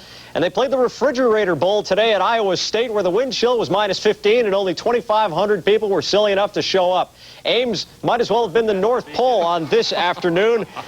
Yeah, there are rocket scientists everywhere. But Lamont Warren changes all of it. He has a big day, 74 yards for the touchdown. He is only a freshman. 10-7 Colorado. And the Buffs say, put on those Sherpa helmets. We're ready to go. Climb Everest. The Cyclones don't go away, though. Jim Knott on the pitch. Busting tackles, 18 yards, 14-10 Cyclones. That AstroTurf's got to be great when it's about 15 below wind chill. Third quarter, Darian Hagan to Sean Brown, 8-yard cut. Klingler having a pretty good first half. Third touchdown pass of the game here to Marcus Grant. Houston's up 14 at the half. Klingler, 281 yards and 4 TDs in 30 minutes. But with 34 seconds left in the game, Matt Vogler looking for a miracle. He pumps, he fires. Stephen Shipley, aha, he's got it. John Jenkins says, no, he couldn't have had it. But, yeah, as a matter of fact, he did. Vogler lays it out there, and Shipley gets the feet out of bounds, comes back in, makes the catch. It's a touchdown. Well, they got away with that one, it looks like. The Horned Frogs finish at 7-4. First winning season since 1984. Houston has but one game remaining, but at 4-6, they're doomed to finish under 500. Cougars quarterback David Klingler fights off the flu and throws for 429 yards in defeat. 1991, though, hasn't been anything close to the year 1990 was for Klingler, with one game. Illinois, a lot of traditional games in college football. It is a week where you throw the records out and beware the underdog. Literally, in some cases. There it is. There's the underdog. That's, who is that? That's the Yale Bulldog. Down 13-10 in the fourth quarter. Yale's Jim Govea takes the pitch, figures out exactly the angle and the trajectory he needs to get into the end zone for the go-ahead score for the Elis. First time in 5 years that the home team has won in this series. The oldest rivalry, meanwhile, in the country is the Steel Mills of Pennsylvania, Lehigh Lafayette. The guy in the spotlight there is Pete Serbinski of Lehigh. The snap comes to him. He takes the snap, hands the ball to Mike Wetzel between the legs. Wetzel goes 21 yards to set up a score. Lehigh wins the 127th meeting with Lafayette 36-18. In Bloomington, Indiana, the old Oaken Bucket, Purdue, and Indiana. Indiana QB Trent Green breaking the school season record for total offense. Here he goes 34 yards to Thomas Lewis. Hoosiers up 24-6. Last second field goal to win it for Purdue. No. Indiana hangs on to the old Oaken Bucket. Don't let go of that handle. Mississippi State playing in Starkville. First time 18 years. MSU quarterback Sleepy Robinson, 216 yards. Total offense, including this 4-yard keeper for the score. Mississippi State wins the Golden Egg, 24-9. Don't drop that thing. In North Carolina, UNC and Duke. Tar Heels and Blue Devils playing for the victory bell. Carolina sophomore Natron Means becomes UNC's 20th 1,000-yard rusher, doing it on this 67-yard score. Means ran for 181 yards. Carolina 529 yards of offense. They beat Duke into submission 40-14. Out west, the Battle of Utah, the Wasatch Mountains, BYU and Utah. Look at Ty Detmer, 97-yard TD pass to Eric Drage. Detmer going over the 15,000-yard career mark. 35 TD passes this season. BYU romps 48-17. They're headed to the Holiday Bowl against Iowa at the Coliseum. UCLA looking for their first win against Southern Cal since '86. First quarter, Kevin Williams goes around the end. He tightropes down the sidelines. Goodbye. Where's the defense? 72 yards. Williams over the 1,000-yard mark. Only the 6,000-yard rusher in Bruin history. Fourth quarter, Southern Cal driving on the UCLA 37, down by 3. Reggie Perry hit by Arnold Early. Mike Chilinsky recovers the fumble. UCLA hangs on to win it. But they got themselves down early in this one. Now with a third down, make it 2 yards to go as Coombs goes in motion. Play action again. Look how he hides the football on his hip. Up the field, intended for the tight end, Dave Moore. Boy, he does quite a job. You know, Steve DeBerg of the Chiefs does such a good job. He fakes his arm. Well, Glenn, they're going to go for it on fourth down. As we mentioned, the field goal kicking department has been at times in shambles. It would be a long field goal, be about a 49-yard attempt. And so they're going to go for it on fourth down. I think also his defense, Hackett's defense, gives him a little more confidence because they've been playing well in the second quarter. They have 3 tight ends in this game. Curtis Martin, the single running back, and they're going to throw. On 4th and 2, they throw it, and the catch is made for the first down by Rob Coombs. Oh, I like the call. And 6 yards to go. Van Pelt up the middle, thrown behind Gell. Royal will snap. 42-yard attempt by Kaplan. The ball's on the way, and Scott Kaplan missed it to win today. Pick up another 10-win season. Would be the first since 1986. Hand off to Anderson, picking his way. He will have another first down. Good vision. 4-yard line is where Penn State will have this. Second down and 4 yards to go. 17-7, the Nittany Lions. Here is Anderson again, and Anderson has another first down to the midfield stripe. Anderson was 71 yards now on 10 carries. Saka, a lot of time, and that one broken up by Perkins, but penalty flags coming out. Perkins coming football from the 35. This would be a career long for him. Bill Spoor to hold. The kick is going to have to hurry, and it is good. Looked like it wasn't going to make it when it came off his foot, and it was veering left. And that is a career long for Craig Fayak from 47 yards away. And Paterno's troops now with a 20-7 lead. A big penalty. They get pushed back. Suddenly, Pitt is backed up when they're kicking. Not a good punt. O.J. McDuffie's there. He's getting great blocking, finds a seam. They're inside the 30. It's going 28, Saka. With one timeout, has that one spiked back in his face by Sean Gilbert. 170 pounds of him. Second down 10 with 35 seconds left in the half. Here's a quarterback draw by Saka. Here's that running ability. And is he alone in the open field? He takes it to the 10. Mostly tackling. First down at the 10. Over the middle. The catch is made at the 1-yard line by Terry Smith. I couldn't help him up, right? He ran back in the field, knocked me down. Third and goal at the 1. 9 seconds left in the half. Saka rolling out, and he's tripped up by Sean Gilbert. What a big play that is. They're going to have to use their final timeout and settle one.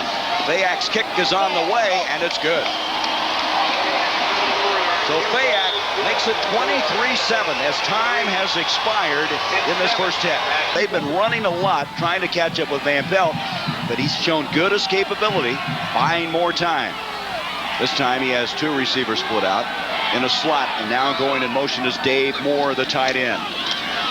Rolling out will be Van Pelt. He's got Dieter in his face, and the ball incomplete to Martin, but Dieter's the guy that game slip away. He's still leading, but things have not been going well. Sackler running away from McDonald, and he's going to be tackled at the 5. They have not taken advantage of opportunities all year long. Second down. They're going to mark it 3 yards to go for the first down. Hand off to Martin, and Martin's going to get the first down and inside. As he goes out of bounds at the 32, Lee Rubin with his second interception of the day, and he'll be tackled at the 25-yard line. Bona, who earlier picked off one in the end zone, and that ball straight up in the air, and Penn State survives another thrust deep into their territory. Watch here. There's a hands up in the air by Benefati. Boom. Tipped up. Fair catch for Derek. No King's X there. From the 25-yard line. I tell you, Benefati has been getting those hands up. Derek from Penn State is reacting to that. Every time he sets up to throw, they go wherever he is aiming at. So Van Pelt has a 3rd down 10 from the 10-yard line. 2 receivers split to the top of the field. Van Pelt back, flushed out, throwing up the field, and it's almost intercepted by Perry. Chris Boyer, the intended receiver, and I'll tell you, Perry numbered in 20 yards on 20 carries. 3rd down 10 now, as you see the 3rd quarter just about ready to come to a close. Sackett, play action, backside pressure, he's hit hard, and the ball almost intercepted by Tinker Harris. Boy, I tell you, it's a 48-yard attempt by Fayak. Fayak's kick is on the way, and this kick is good, and he's been sensational. That's his 4th field goal of the game. Looking in goal. Van Pelt over the middle, and the ball gets away from DeVoe to the near side. Boyer comes in motion. Van Pelt, end zone, Askew. He makes the catch, but he was out of bounds. All 6. But the Panthers need to go on top if they can hold the Nittany Lions to the 26 they already have. Big play. 3 for 9 this year on 4th down. In the end zone, touchdown to Bowler.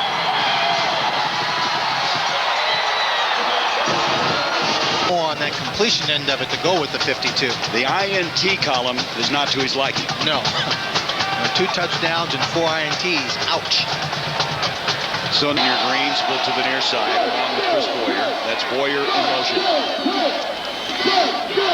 Van Pelt buying some time, and Boyer never saw the ball, and it's picked off by Perry.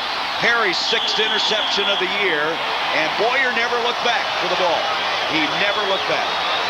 I said earlier, the middle of the field is wide open. They tried to go each today. Up to McDuffie. It's a jump ball and a nice play. Clear away the furniture. Move the turkey. We're going to come right into your living room with this play. Right up the middle to give it to Anderson. He says, make way, and he just sprints for it in the end zone. Well, he scored on an 11-yard run way back on the first drive of the game. Comes back here from 29 yards out. He is some football player. Now it's Turkey Day with their own families and have that turkey. Here's Van Pelt on 4th and 6. He gets rid of it, and Guganis with a good defensive play on Curtis Martin, and Penn State will take over. Hayes now 67 yards for the super sophomore, plus a couple of touchdowns as Penn State looked great, winning 32-20. Next up, the Lions will see Tennessee January 1st in the Fiesta Bowl. Richie Anderson doing it again. Touchdown. High school action. We got. They got it right there. They got it into Howard Nathan. Nobody's down. They foul him with 2 seconds left in the game.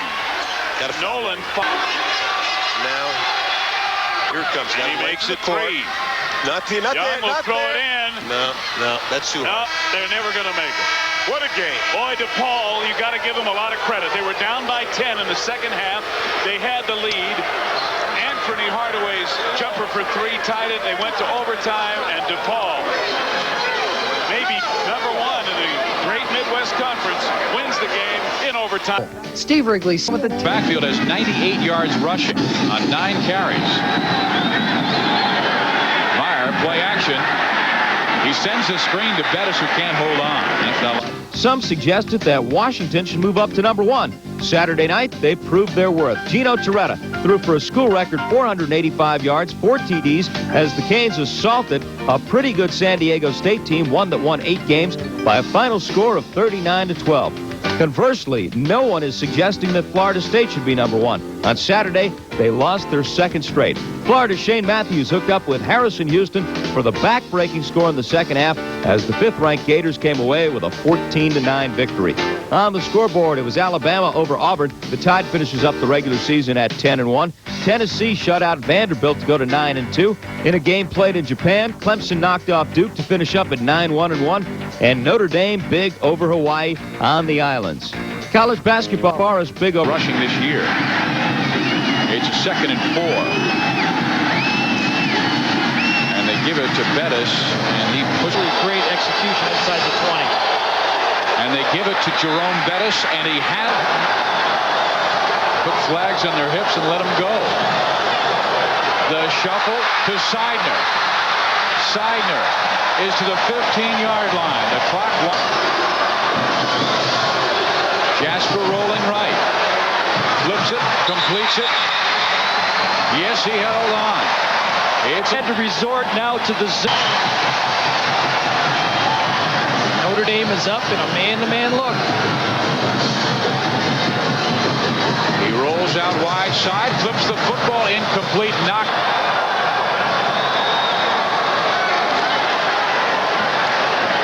He throws down the middle, touchdown! Eddie Kealoha, but a flag is down. Notre Dame is offsides. I believe they're going to get the touchdown. They're going to decline it. It's on the field, and who's got the football? Yeah, They're giving it to Notre Dame. Yeah, I think Notre Dame got that one, and boy, that was a nice kick also. Everyone. Florida State out of the end zone as they have done all day. Weldon chased out of the pocket. Harvey's got him. Fumble. And the Gators try to run with it. It's still a loose ball, and Florida State covers. That'll give them a chance at the field goal. A mistake by the Gators trying to run with a ball they could not advance, but what a play by Harvey Thomas. Harvey Thomas of opposition. 3rd down for the Gators. They've yet to convert today. Quick hitch. Complete. They've converted. Willie Jackson gets it to the 35 and a Gator 1st down.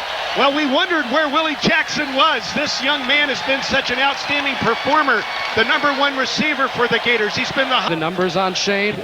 That one came out from the turf and was sent flying. 3rd down and a dozen. The Gators have to get inside the 1 for a 1st down. They're 13 away from the end zone.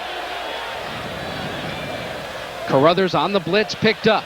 Matthews throws for the end zone, overthrown and intercepted. He had a man in the corner, Willie Jackson, but just simply overthrew it, and it was picked off by Levon Brown. So 25. The Noles have threatened the Gator goal line, but they have not gotten in the end zone. Weldon running around, flips it out to his tailback, Amp Lee. Amp Lee is going to score. And now it gets interesting with 5. A bit of pressure from Culpepper. He escapes again, the magician. Now deep into the corner as Gaines converges on him. Will White. Larry Kennedy. Coordinator Ron Zook is out on the field with several members of that Florida Gator defense, exhorting them. And talking with the clock. They took a long time getting in and out of the huddle. 4 seconds to snap it. They do. Weldon rolling right side, looking for Matt Fryer. Can't find him. Now he throws in the end zone. Tipped. Incomplete. The Gators get the ball back with 2:03 to go. And Florida has a chance to run out the clock. The bombing of Pearl Harbor today by remembering their fallen forefathers and beating the Cadets of Army 24-3. Plus, averting a winless season. Now, the Cadets led at 3-0 in the 2nd quarter before Jason Van Meter took it in on the quarterback keeper. That made it 7-3. They led at 14-3 just near the end of the game before Van Meter went 12 yards to Cherry Hill's own Kevin Hickman. The win, by the way, not only helped Navy avoid an 0-11 season, but also gave the midshipmen a 1-game edge in the overall series. for the winless season with a touchdown. It was a runaway. The margin of victory did not break the record set in 1968 when O.J. beat out Leroy Keys, but runner-up Casey Weldon of Florida State was way back. BYU's Ty Detmer was third, and defensive lineman Steve Epman of Washington fourth. College football, Bowling Green won the California Bowl by 7. Bowl in Fort Lauderdale, number 8 Alabama and 13th ranked Colorado. Great catch by the Tide's David Palmer. They beat Colorado 30-25. Colorado was a dandy. Freshman quarterback Jay Barker threw 3 touchdown passes for Alabama in the second half to rally the Tide from a 12-10 halftime deficit. 30-25, the final. Alabama finishes the season 11. Sooners score almost every way. Been 15 times, and every time it popped up, Patterson's back and say, good hit. Well, I mean, he's used to it. He knows when he goes out there that they're going to try to intimidate him and play physical football against him. So he can't ever flinch out there because it'll get tougher if he does. 3rd and 2. Watch for the option football to the tight end. They give it to Tui Pelotu, and he's near that first down marker at the 10-yard line. I don't think he... We're facing a 4th and 1. Hayden Fry talking message.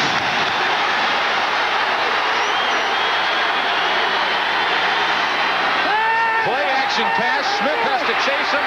Detmer throws it. Incomplete. On 2nd down and 9. Detmer has visited with his offensive people upstairs to try and decode this Iowa defense. And Montgomery has a first down. Play man and combo and get up there and make it happen. They know Matt Rogers is going to be patient and throw the ball underneath. They just got to keep doing what brought them here, man to man. Let's see if they pick on Patrick Mitchell again. He's in single coverage with his man, but Rogers rolls the opposite way. Matt's going to run, and he's taken down about 9 yards shy of a first down. Tackled by David Kennard, the nickelback, who just came 60 in 1991. Detmer on play action. Had his man, Eric Grage, and he looked to run before he brought it in. 2nd and 10. Tui Pelotu, the lone setback.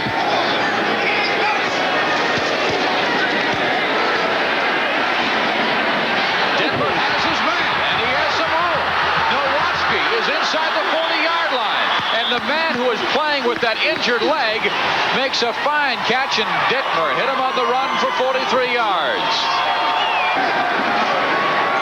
Otis Sterling in the game. He went in motion. Willis, and they cut him down inside the 35-yard line. Brian Wise, 5 seconds now remaining first half. Quick pass to Byron Rex, and he makes the catch. Better than probably the coaching staff. They need 3 for the first down. It's 3rd down.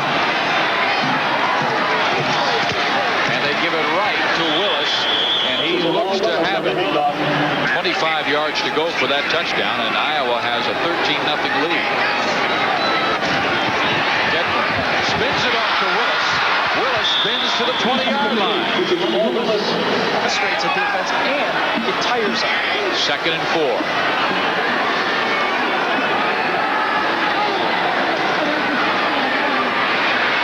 Detmer from behind is sacked. John Hartley, the brother of Jim, a redshirt freshman. Yeah, John understand he's got 2 downs. I think they'll go for it on 4th down. Iowa comes hard, so Detmer steps up, completes the pass for the first down. Byron Rex is tight end. Now they have a 1st and goal. Detmer, quick pass, touchdown, Brigham Young. Peter Tui Pelotu.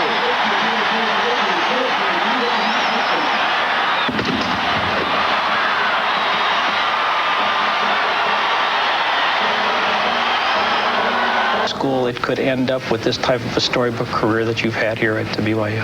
You never do. You always hope to go into college and be able to be successful, but you never dream of a Heisman Trophy or being an All-American. You just try to go in and be successful and as a quarterback become the starter and be a leader. But things that have happened to me, you don't plan on. last year to win a Heisman, nobody really can experience what it's like to win a Heisman and come and do it again the next year. Archie Griffin had to do it, and now you've had to do it.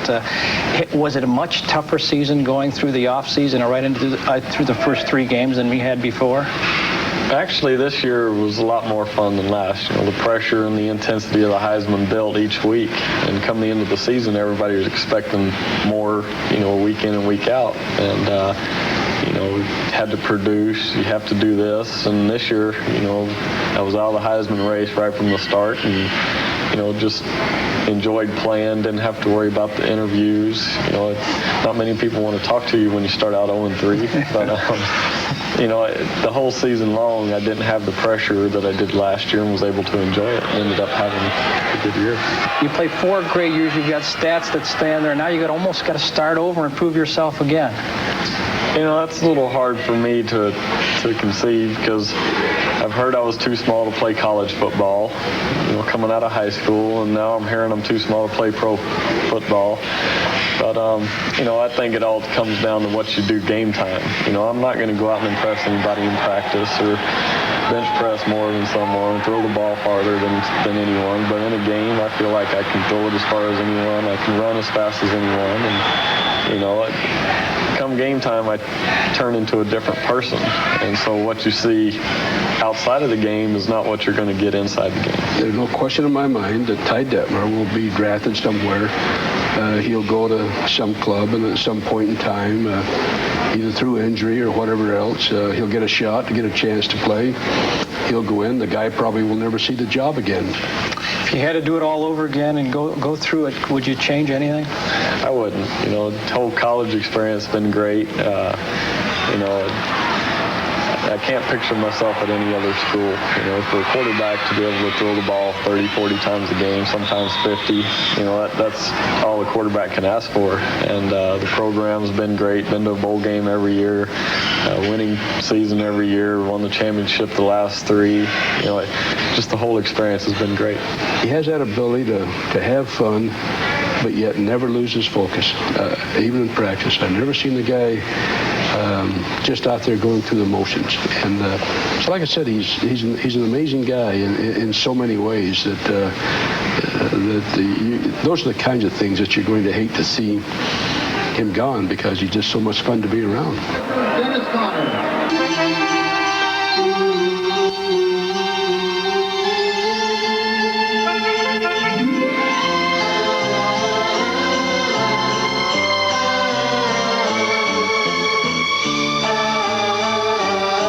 People who bring you Budweiser wish you and yours the very best of everything this holiday season. Because of his exhaustion. Rodgers with time, loops it, and it's knocked down by Crutchfield. What happened? 500 yards. 1,031 yards. The only quarterback in NCAA history to throw for over 4,000 yards in 3 straight years. And at the 30-yard line. And again, they'll run that football to Peter Tuipulotu, and he is near the 34-yard line. Let's go down. 2 by Wise and that one right there. So good coverage by Iowa. 3rd down, 6 yards to go. Hartleib trying to find an opening. He could not, and the catch is made for the 1st down by Peter Tuipulotu.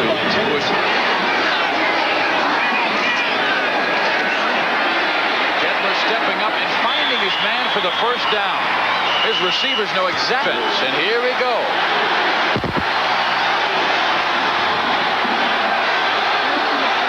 Detmer spotting something. He's going wrong. Tyler Anderson, touchdown!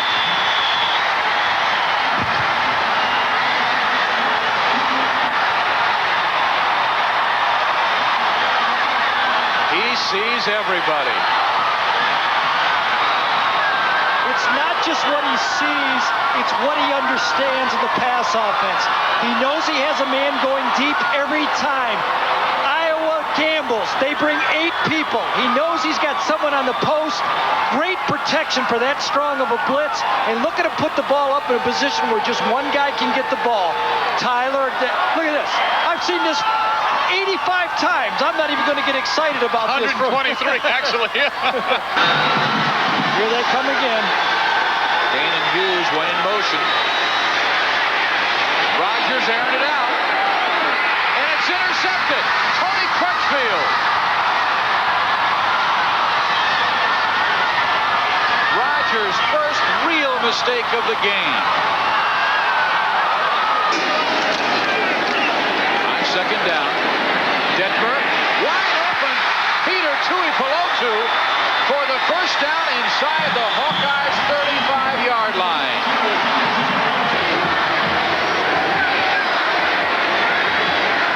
Cut off Giles. They throw backfield, and the catch is made.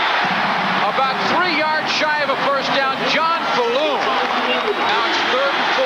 Here they come. Rogers, incomplete. Flag on the play. Interference. Saunders the lone setback behind Rogers.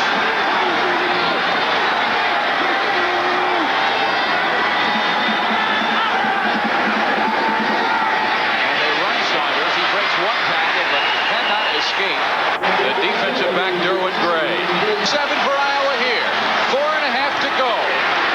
And Josh Arnold, the blitz was avoided. They throw to the end zone. Incomplete. It's 4th. Detmer, Josh Arnold, Tuipulotu.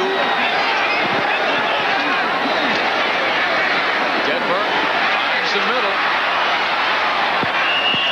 Now that Iowa defense that led the Big Ten. On first down. Teddy Joe Bailey showed blitz, then dropped off. Detmer unloads, almost intercepted. Nearest man. 3:48 to go. We're tied at 13.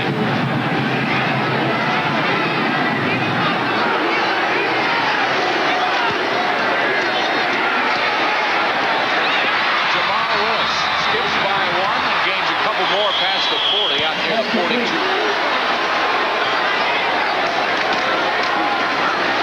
Well, they give it to Willis, and he escapes for the first down. Boy, first down, he is really something. 2nd and 1. They did not make the first down. They'll come up about a couple of inches shy. This might almost be a tough break for Iowa. I'd almost rather have them 1st and 10 than 2nd and inches right here. They sneak it. Offense. You know, his numbers are down from last year, but his coaches really feel he's done a better job this year because he's worked with an inexperienced team and he's cut his interceptions from 28 to 12. Screen to the wide receiver. Drage. 35-30. Minute to play. 2nd and 14. Come on. Detmer. Oh, man, he loops it to him. Halfback and Tuipulotu near a first down. Look at it. Cut on his chin with another 19 stitches from the Miami game last year. There's your timeout situation. Look for the quarterback sneak and get right back up and run a play.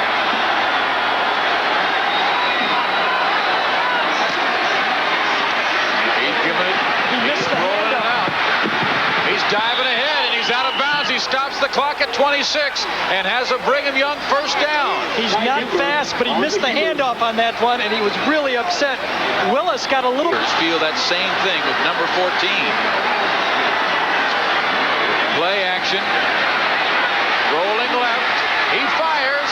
It's tipped and intercepted. Carlos James.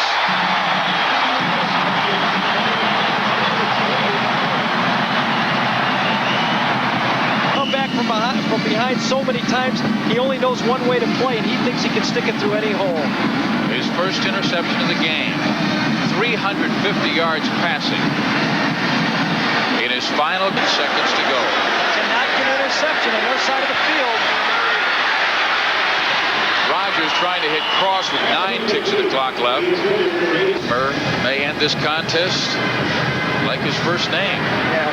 How ironic, a guy who set every record, his last pass in college football is an interception. But you always told me, Gary, the champions go for it. And he is a champion. Mike Saunders. With 2 seconds left, they try and stop the clock, and they do. A 20-yard run by Saunders to give, he's going to air it out. I mean, they have a quadruple zone defense. Hughes is going after it. It's knocked down, and this game is over. The 14th annual Thrifty Car Rental Holiday Bowl ends in a 13-13 tie.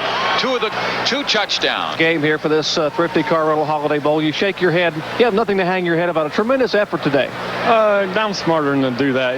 Field position, got the game won. If we just kick the field goal and try to force something in there, gets tipped up in there, I shouldn't have done that. I'm smarter than, no better than to do that. And, just got caught up in the game and took a chance. And, that was a great team, a great defensive team. And it was tough going for us. You struggled a little bit in the first half, but you started to catch fire late in the first half. Did you see something different in the defense you wanted to try to exploit? Well, they were just dropping deep, and it was tough to get anything off past them. We weren't going to get much deep, and, just try to pick them apart a little bit at a time. And we controlled the ball, quite a bit the second half, which, enabled us to get some drives going and just blew it at the end.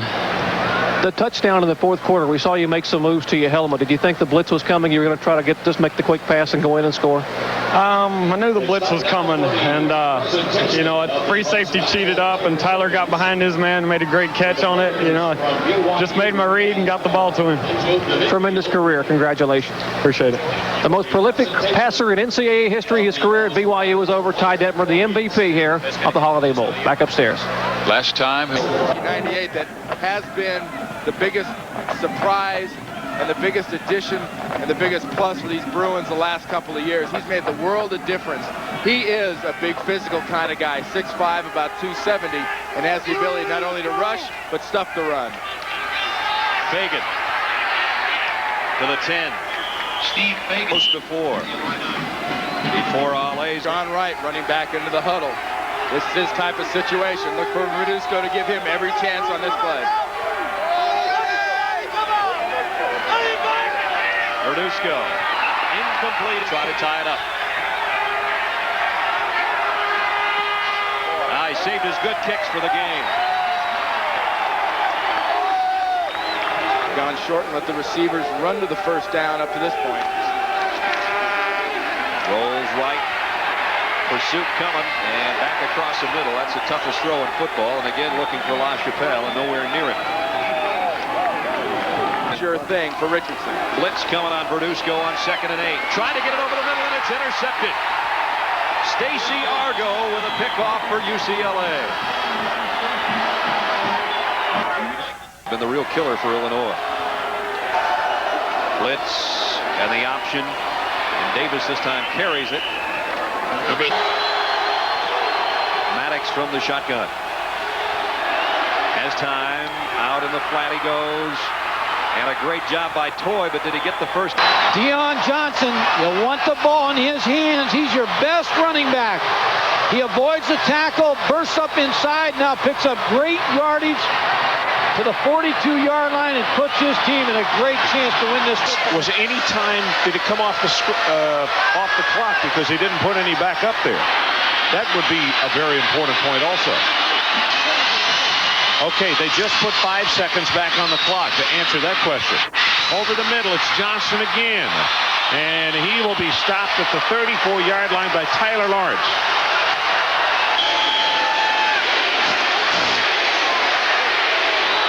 Luke Fisher's been the man on the spot. He's caught the big pass plays for ball possession. Deep over the middle, incomplete. Sets very deep. Drills his pass, has it complete, and out of bounds is Luke Fisher. And I'll tell you, Blake, 1:40 left in the ball game.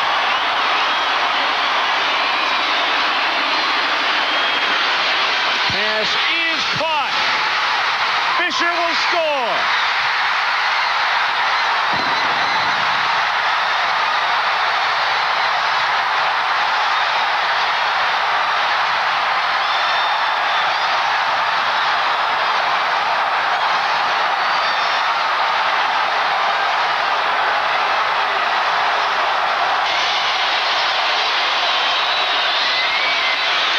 Jordan, heavy pressure, and he will go down.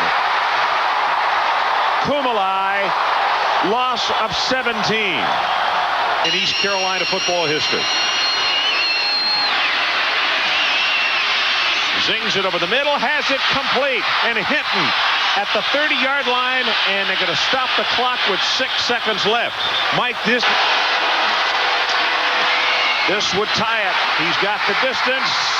Edey's off to the right and no good.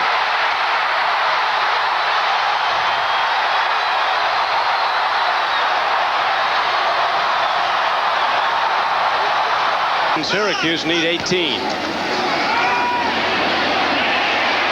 Graves to Antonio Johnson, but quickly Tom Lease is on him and drills him. And the knockdown's made of the John Biscup, and he's got another year. Biscup delivers again, and the Orangemen extend their lead now to 17-3 with 6:35 to play in the third quarter. To the run they go. This time the give is off, and running with the ball is Raymond Harris. And he's ahead for a guard. Paul Long is the center. Dave Mano at right guard. Jason Winrow, another top tackle, at right tackle for the Buckeyes.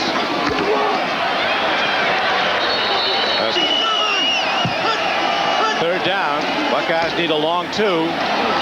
They get it. Raymond Harris takes it down to the 32-yard line. Line of scrimmage. 3 wideouts in the game now. No tight end. Second back through is Carlos Snow.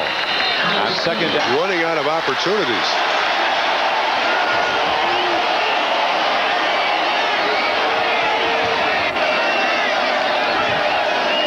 Herbstreit 9 of 17 so far for 99 yards. In deep trouble. Herbstreit gets it away and makes the connection for a first down. This should be Carlos Snow. He's the I-back. 2 blockers up front. Carlos Snow is the man, and he's in. Justice prevails. Amen. That was payoff end, and Ohio State kicks. See if they can pull a rabbit out of their hat here. There it is, the Fumblerooski. They've got it. There was the signal short of the first down. Eric Malum, we picked it up on the sideline when he went over and pointed to one of the student managers. They put the Fumblerooski down. You know, they also... Fumblerooski, big moment in this game. He's curling it in and good. Doug Bryan kicks a field goal and extends California's lead. It's... Well, a reminder. Clemson since then has outscored them 10-6, but it doesn't matter. Almost intercepted by Artis. The Nittany Lions of Joe Paterno take on Johnny Majors and his Tennessee Volunteers in the Fiesta Bowl. Blitz, here it comes. Weldon tries to beat it, lofting it incomplete. Oh, that's not Weldon's fault. That time, number 88 gave up on the route. State has it.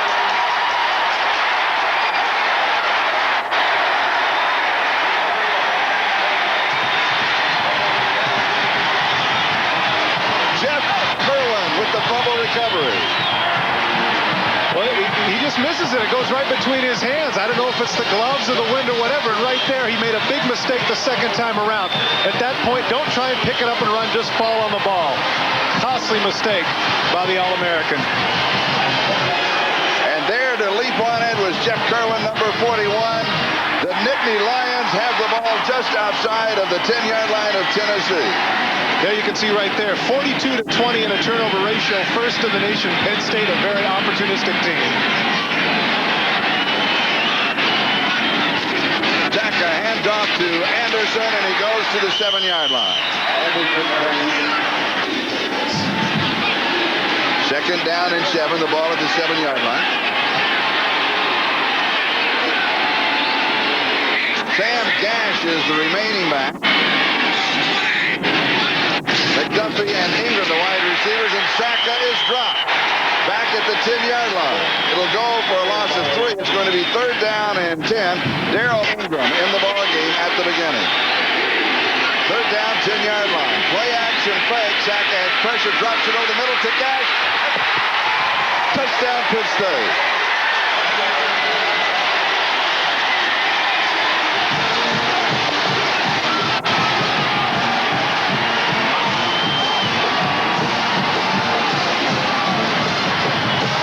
So the Nittany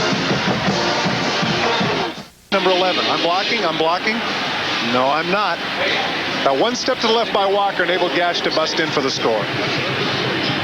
And they trail in the ballgame by a score of 7-0. Andy Kelly is the quarterback. And Tennessee opens up throwing, going to their straight. With the fumble. Kelly has found that there's some weakness back there that he can exploit, and thus far that's what he's done. Kelly has hit 2 out of 3 in the ball game for 30 yards. It's 3rd down and 4. And he sets up again and goes deep down the left side and overthrows Corey Fleming. And goes. Oh, nice play. Kelly with a little pooch kick. Drops inside the 5 and will be down. Looking right, he comes back throwing left, and it's Pickens again. And it has been the aerial attack of Tennessee so far, plus the one fumble, the recovery by Penn State, and the score that has underlined the. And now the second running play, it's the fullback, Mario Brunson. Now they come back to the ground as Little Man Stewart carries. When we were talking with James, we had on this offensive set. And a little timing pattern into the corner. And he is out of the end zone. You look for him to throw here, and you look for him to throw to number 15, Pickens.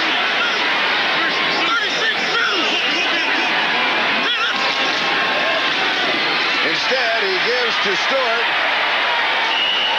And he is going to get to the 1-yard line, which is going to be the play of the drive. And Little Man over the top has it. James Stewart has the touchdown as Tennessee pulls within 1 with the extra point to come. Kelly rolls, throws into the corner. It is Faulkner who was there going for it.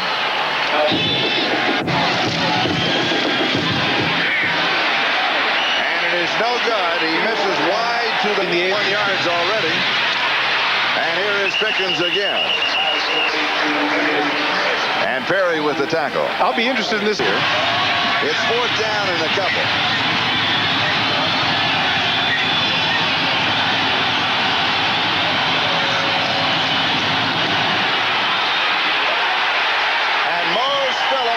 Stopped. Tyoka Jackson and Lou Benfatti and Keith Gogena. Without the penalty, they're leading. Comes one to the sideline to Orlando McKay, and he makes the catch down near the 5-yard line. It's 1st down and goal, Huskies, and there is another. And Darius Turner in the backfield. This is Barry, cuts it back. Down he goes. Boy, that's a pretty good lick by Eric Anderson right there, sports fans. Second down and goal from the 5. Bryant goes in motion. Brunell keeps it. Look out. Look out. Man has a bad knee, and he's out there running around with the ball because there was nobody behind him. Brunell lost by That's true. So they're back on the 7th. Brunell looking around, pressure, gets it off into the end zone, and it is thrown away. Thrown away, and Travis Hansen puts it up good. And Washington goes back to the lead at 6:52. Bailey in the corner. No good defense by Coleman Wallace. And the Huskies kick, and so is the kick. 3:29 to go in the first half. It's now 13-7 to Washington. They're tough to run. He says we still need to run. They are not running because of the Washington defense. Nobody has run on this team. Give it to Johnson. He found a little daylight. Goes for time out. And so Penn State will take over at the Tennessee 42-yard line. It. That's a fake all the way because he pulled that back long before Humphreys got there, but Givens isn't fooled. Excellent play by Reggie Givens, and maybe this is the break that Penn State needs to get back in this football game. strange call. Their second best starting field position in the ballgame following their fumble recovery, the opening kickoff at the 11-yard line. The coverage was there, and that meant that Tony Sacca simply was throwing it away, and it'll be second. What a beautiful day it is here in the Valley of the Sun. 5 straight incompletions for Tony Sacca. And here is Anderson. And there's a Penn State's running game and practically negate it. Third down. Play action fake, looking for a screen. And it is incomplete to Richie Anderson. Mims was all over Penn State. So it'll be for Brave. The reverse to Faulkner. Now it's 133. 7-1, 1-3-3. It is third down and 6 for Tennessee. The ball at their own 36-yard line. And Kelly's pass is incomplete. Still on his feet to the 40. Needed one more block. He goes out of bounds. Inside the 35-yard line. Could be that 39-yard return, the spark for Penn State. Wow, that was exciting. You see some similarities. Look at the feet there. Crushing block by the Penn Stater there, and look at his feet go. Look at him cut in and out. Now watch him follow his blockers. One man remaining. The fast guys are there to nudge him out of bounds. But McDuffie finally gets him good field position at the 35 when we come back. It goes to the end zone, and it is incomplete as he overthrows McDuffie. 5 of 19 for 49 yards. Dismal throwing. Here's the screen, and it is dropped. Kicker I know can't hit a 52-yarder. I was watching him in warm-ups, and he was short from 49. Flag is down, free play. Pass is complete. McDuffie inside the 20 to 50 to the 8-yard line. Maybe the 7. O.J. McDuffie. Darrell Hardy with the tackle. The flag should go against Tennessee. Somebody got caught in the neutral zone. 27 yards on the play. A good question here, Charlie, is whether or not this is 4-down territory. 3 wide receivers left side. Backside pressure, pass is complete to Abarca.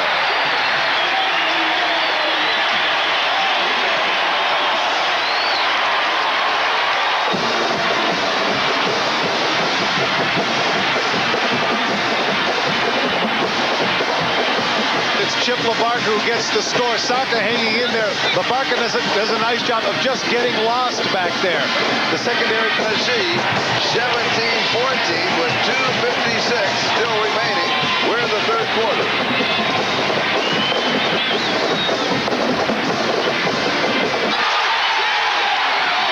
Penn State says they have the football, but there is a marker.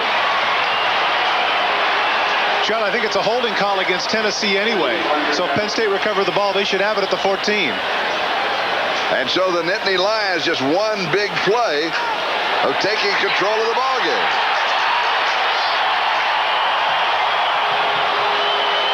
I can't tell from here if Tennessee recovered or not. We're going to have to wait for the official to tell us. The Penn State was signaling. There's the official signal. Well, what happened here is that the left tackle for Tennessee.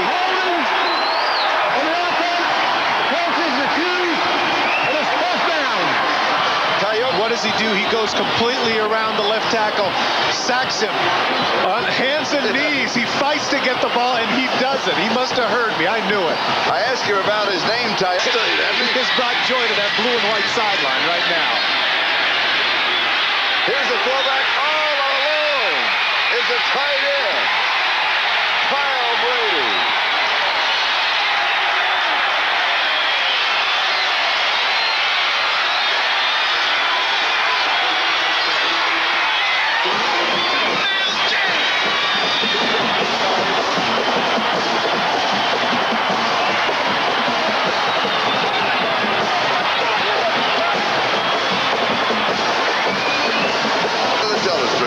Right here, you're going to get a chance to see the tight end. He is going to get lost in the shuffle. He's going to fall down like he's blocking. The whole flow of the play comes back here, and when he gets lost, he's able to come completely over to the other side and be all alone. Kyle Brady fooling everybody. Now watch. There he is. Gets completely lost in the shuffle. Great call by Fran Gander.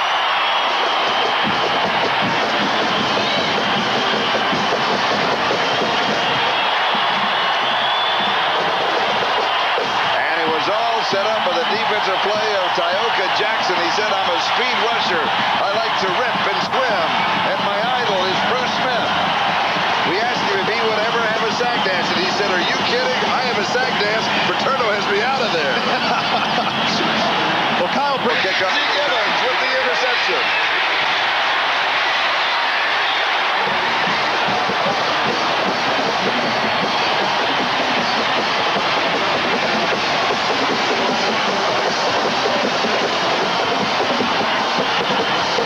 Second big play for Reggie Gibbons. The first one, of course, was Tadman, the punter, on the fake. That's one of the worst throws that Andy Kelly has had today. Thank goodness for the tackified gloves. That hits him in the hand, hits him in the face mask, hits him on the shoulder pad, but he's able to hold on. Take a lead today. Penn State with the first down at the Tennessee 26. Over the middle, the pass is complete to the 80-yard line. Troy Drayton, the tight end. A gain of 18. With Cash and Anderson, the running backs behind Saka. And a slot on the left side. And it's Anderson to the 5. To the 2-yard line. Well, there'll be sun, but inside of Sun Devil Stadium, we will start the fourth quarter. The scoring by quarters. Penn State, as you can see, with 14 points in the third. They have always been strong in the first and third. They are again. They start the fourth. Third down, Saka, end zone. They're going to mark it down just shy. O.J. McDuffie leaning back with the ball. The ball did not break the plane. Or say this is the biggest play of the game.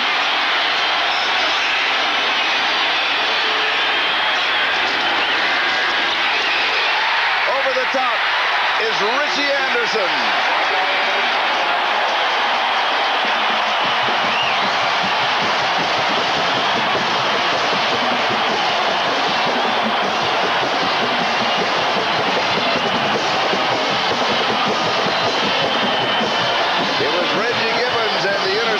Great game thus far. You can see, look at the linebackers taking off, trying to meet him head on, but he's able to get higher than they were. Touchdown, Penn State. Touchdown, Penn State. Bada jarred it loose. Gibbons comes up with it.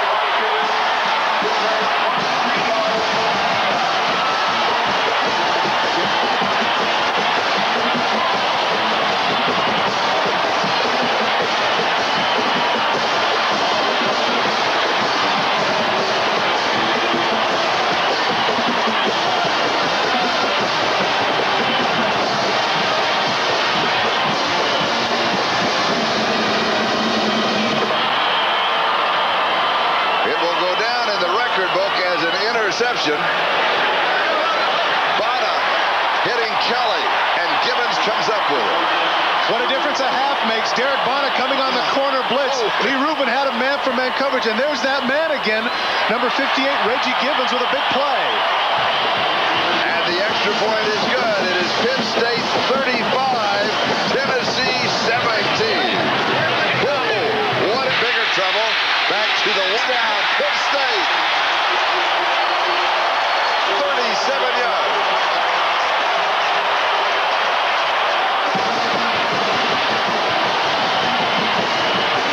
Would you believe this turnaround?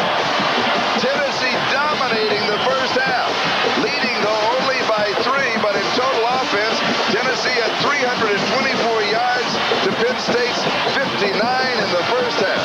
And the man of the baseball, he cuts back to the middle of the field. There are no safeties there because they came with a blitz. I like ours. Not bad. I like our seat too. They've fallen apart is what they've done. It is third down. Kelly, and it is incomplete. As he overthrows Faulkner, it will be fourth down. Right. He lost the first 2 to his dad, won the next 4. They played each other twice a year. Then in coaching, he was in competition with his dad. Good pressure again. A catch. No. Out of bounds this time was Williams as he worked on Tyrone Hughes. Jack Elway and Jim Sweeney. Second and 25 underneath for Williams. Got away from Hughes, and Hughes came back to make the tackle. Tonight and throughout much of the season. And they give it to Big Bettis, and he has the first down as he takes it to the 6-yard line. Second effort. Notre Dame dominating Florida here in the second half. First and goal, they give it to Brooks behind Bettis and Culver, and he takes it to the 4. And now you get, wow, that's remarkable. Second and goal. Here is Bettis, and he is wrapped up at the line of scrimmage. He is at first. That's Brown lining up on the right side. Straight T, third and goal. Here's the fake. Meyer looking. Meyer finding the other tight end. Irv Smith, touchdown. He just had the wrong tight end, Dan. Good call. Little play action, a little roll. And new ball game. And we could have a new leader.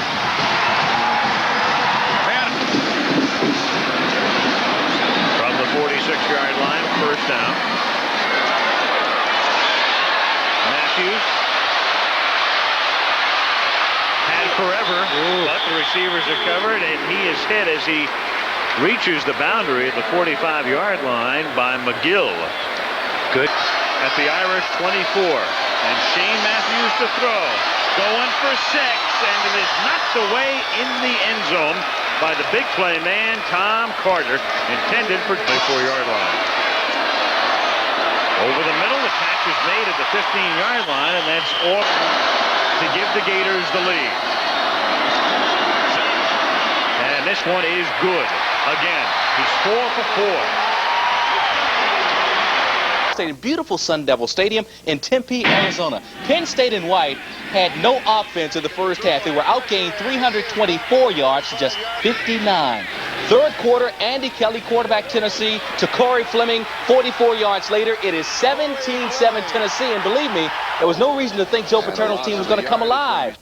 Johnny Majors, though, should have been the guy worried because in the second half, his team gave this one away. They turned the ball over. Penn State scores 5 touchdowns in less than 8 minutes. Here is Richie Anderson, and watch the defensive touchdown by Reggie Givens. Returns the fumble. Penn State, 35 straight points. They win at 42-17 over Tennessee. What a pizza of a bowl down in that line. Play clock is down to 2-1. They get it away. Matthews throws to the end zone, and Everett can't handle it. At his hand. Pretty fast, but one he should have caught. 24-yard attempt for Krzyzewski, and he has just established a new Sugar Bowl record. 5 feet. Difficult on Rick Meyer and Notre Dame's offense. From the 35-yard line, Meyer throwing a sideline route, and Hobart. Aaron Pierce, 21-7 Huskies. To start the fourth, third and goal from the 3. And Billy Joe once more. Aaron Pierce, this time for 6. 27-7. Now to the defense. Billy's numbers on the day, the 2 scores, but the defense put up the big numbers. In fact, didn't allow Michigan to put up any numbers at all. The hard hit, Jaime Fields. Jesse Johnson popped by Fields. Johnson fumbles. Gerbach recovers, though. 2 plays later, 4th and 1. Gerbach, the sneak is stopped, and the Huskies will take over. The first play after getting the ball back, Mark Brunell to Mario Bailey, one of the better-kept secrets in the country this year. No longer the 38-yard score, and dissing Desmond as he strikes the pose as well, which seemed to be the popular pose today.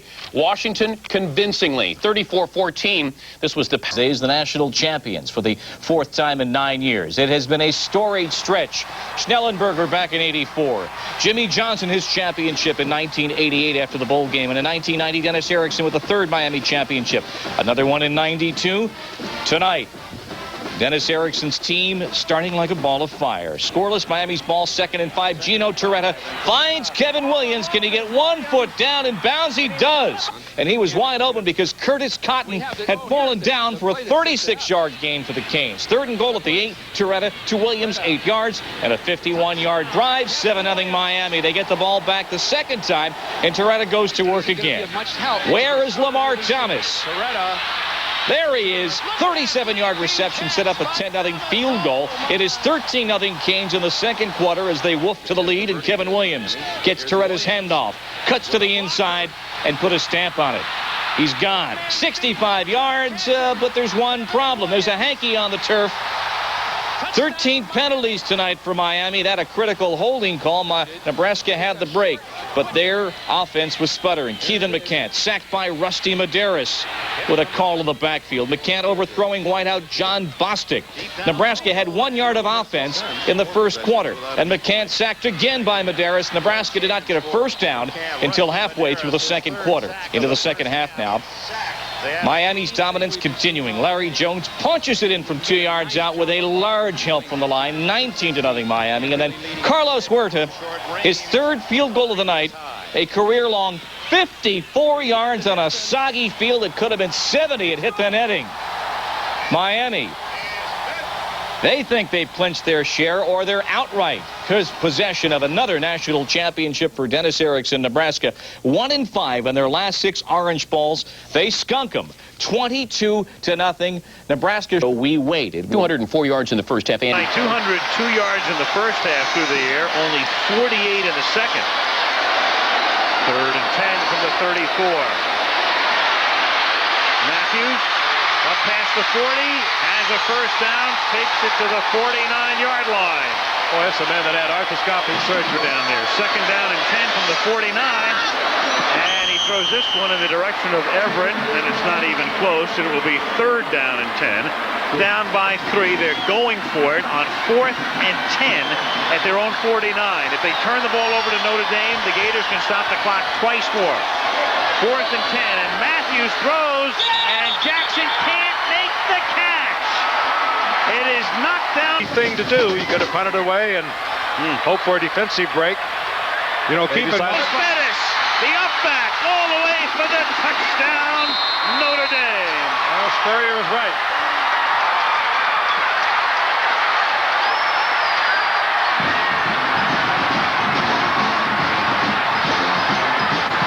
Washington and Miami end up winners, and both finish the year at 12-0. In the Orange Bowl, the Hurricanes dominate Nebraska 22-0. Gino Torretta tossed 1 touchdown. Carlos Huerta booted 4 field goals, including a career-high 54-yarder. So there are some who will vote for the Hurricanes #1, and there are others who will take Washington. The Huskies a 34-14 winner over Michigan in the Rose Bowl. Mark Brunell came off the bench and tossed this TD to Mario Bailey. Billy Joe Hobart threw for 2 more, so you make your decision. Is it Washington or is it Miami? Backtracking through the bowl maze of the day, first the Fiesta in Tempe. Penn State with an amazing second-half comeback to blow out Tennessee 42-17. Trailing 17-7, the Nittany Lions exploded for 35 points in an 8-minute span. Tony Saka tossed 4 touchdowns, and linebacker Reggie Givens went 25 yards with the fumble recovery. That's the 6th win in a row for Penn State. They finished the year at 11-2. There were more turnovers than points at the Cotton Bowl. Florida State and Texas A&M combining for 13 miscues. The final 10-2 Seminoles. The Aggies' only points coming on this safety. Quentin Coriat with the stick on Casey Weldon, but Weldon comes back and gets the game's only touchdown, faking the draw and going 4 yards to pay dirt. It may not ease the sting of the losses to Miami and Florida, but the Seminoles end a successful campaign at 11-2. Florida State cornerback Terrell Buckley announcing after the game he will turn pro, skipping his senior year in Tallahassee. California's trip across country proved to be worth it. The Golden Bears ripped Clemson 37-13 to win the Citrus Bowl in Orlando. Brian Treggs went 72 yards with this punt return. California finishes 10-2 after their first New Year's Day Bowl appearance in 33 years. Down the road in Tampa, Syracuse takes the Hall of Fame Bowl 24-17 over Ohio State. Big game for quarterback Marvin Graves. He threw touchdown passes of 50 and this 60-yarder to Antonio Johnson. That snapped a 17-17 tie with just over 7 minutes to go. The Orangemen end the year on a 6-game winning streak, while John Cooper still hasn't won a bowl game at Ohio State. And you know you'll hear the critics from Columbus talking about that. Maybe the least prestigious bowl of the day, the Peach, turned out to be the most entertaining. NC State blew a 17-point fourth-quarter lead and lost to East Carolina 37-34. What a day for Pirate quarterback Jeff Blake. 4 touchdowns, including this 22-yarder to Luke Fisher with a minute and a half to go to win it. That last-second field goal try from 48 yards by the Wolfpack was wide to the right. The Pirates finish a remarkable 11-1. And in the Sugar Bowl, Notre Dame outscored Florida. Jerome Bettis. Mike Pawlowski slipped, but still get the ball off for a touchdown to Sean Dawkins. Clemson was tiger meat for Cal, 37-13, 10-2. At the Fiesta Bowl in Tempe, Arizona, Penn State racked up points like a pinball machine gone berserk. The Nittany Lions were down to Tennessee in the third period before scoring 4 touchdowns in 4 minutes. Quarterback Tony Sacca threw 4 touchdown passes as Penn State rolled 42-17. In the War of the Roses, the Huskies of Washington controlled Michigan with a near-perfect performance to cap a perfect 12-0 season. Billy Joe Hobart had 2 touchdown passes and ran for another in a 34-14 win. Nebraska hasn't been shut out in 19 years. From Miami to Washington. Why? The same old, same old. For the second straight year, we've got co-national champions. Miami's #1 in the AP poll. Washington in the USA Today CNN coaches poll. Let's run that one down for you. The Huskies followed by the Hurricanes. Penn State is 3rd, Florida State 4th, Alabama rounds out the top 5. Then it's Michigan, California, Florida, East Carolina, and Iowa 6 through 10. Syracuse, Notre Dame, Texas A&M 13th, Oklahoma 14th, Tennessee is 15th. Nebraska, Clemson, UCLA, Georgia, and Colorado, your next 5, followed by Tulsa, Stanford, Brigham Young, Air Force, and NC State rounds out the USA Today CNN coaches top 25 football poll. TCU has a new... As they're very that USC game, and he said Jackson's a great player on an unusual team.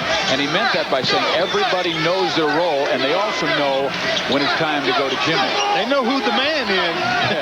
And he is just that. John Deese back in, now downloaded Claudio. He drops that shot in. He is a clever low post player. He really is. He'll show you the drop step, the little leaner in the paint.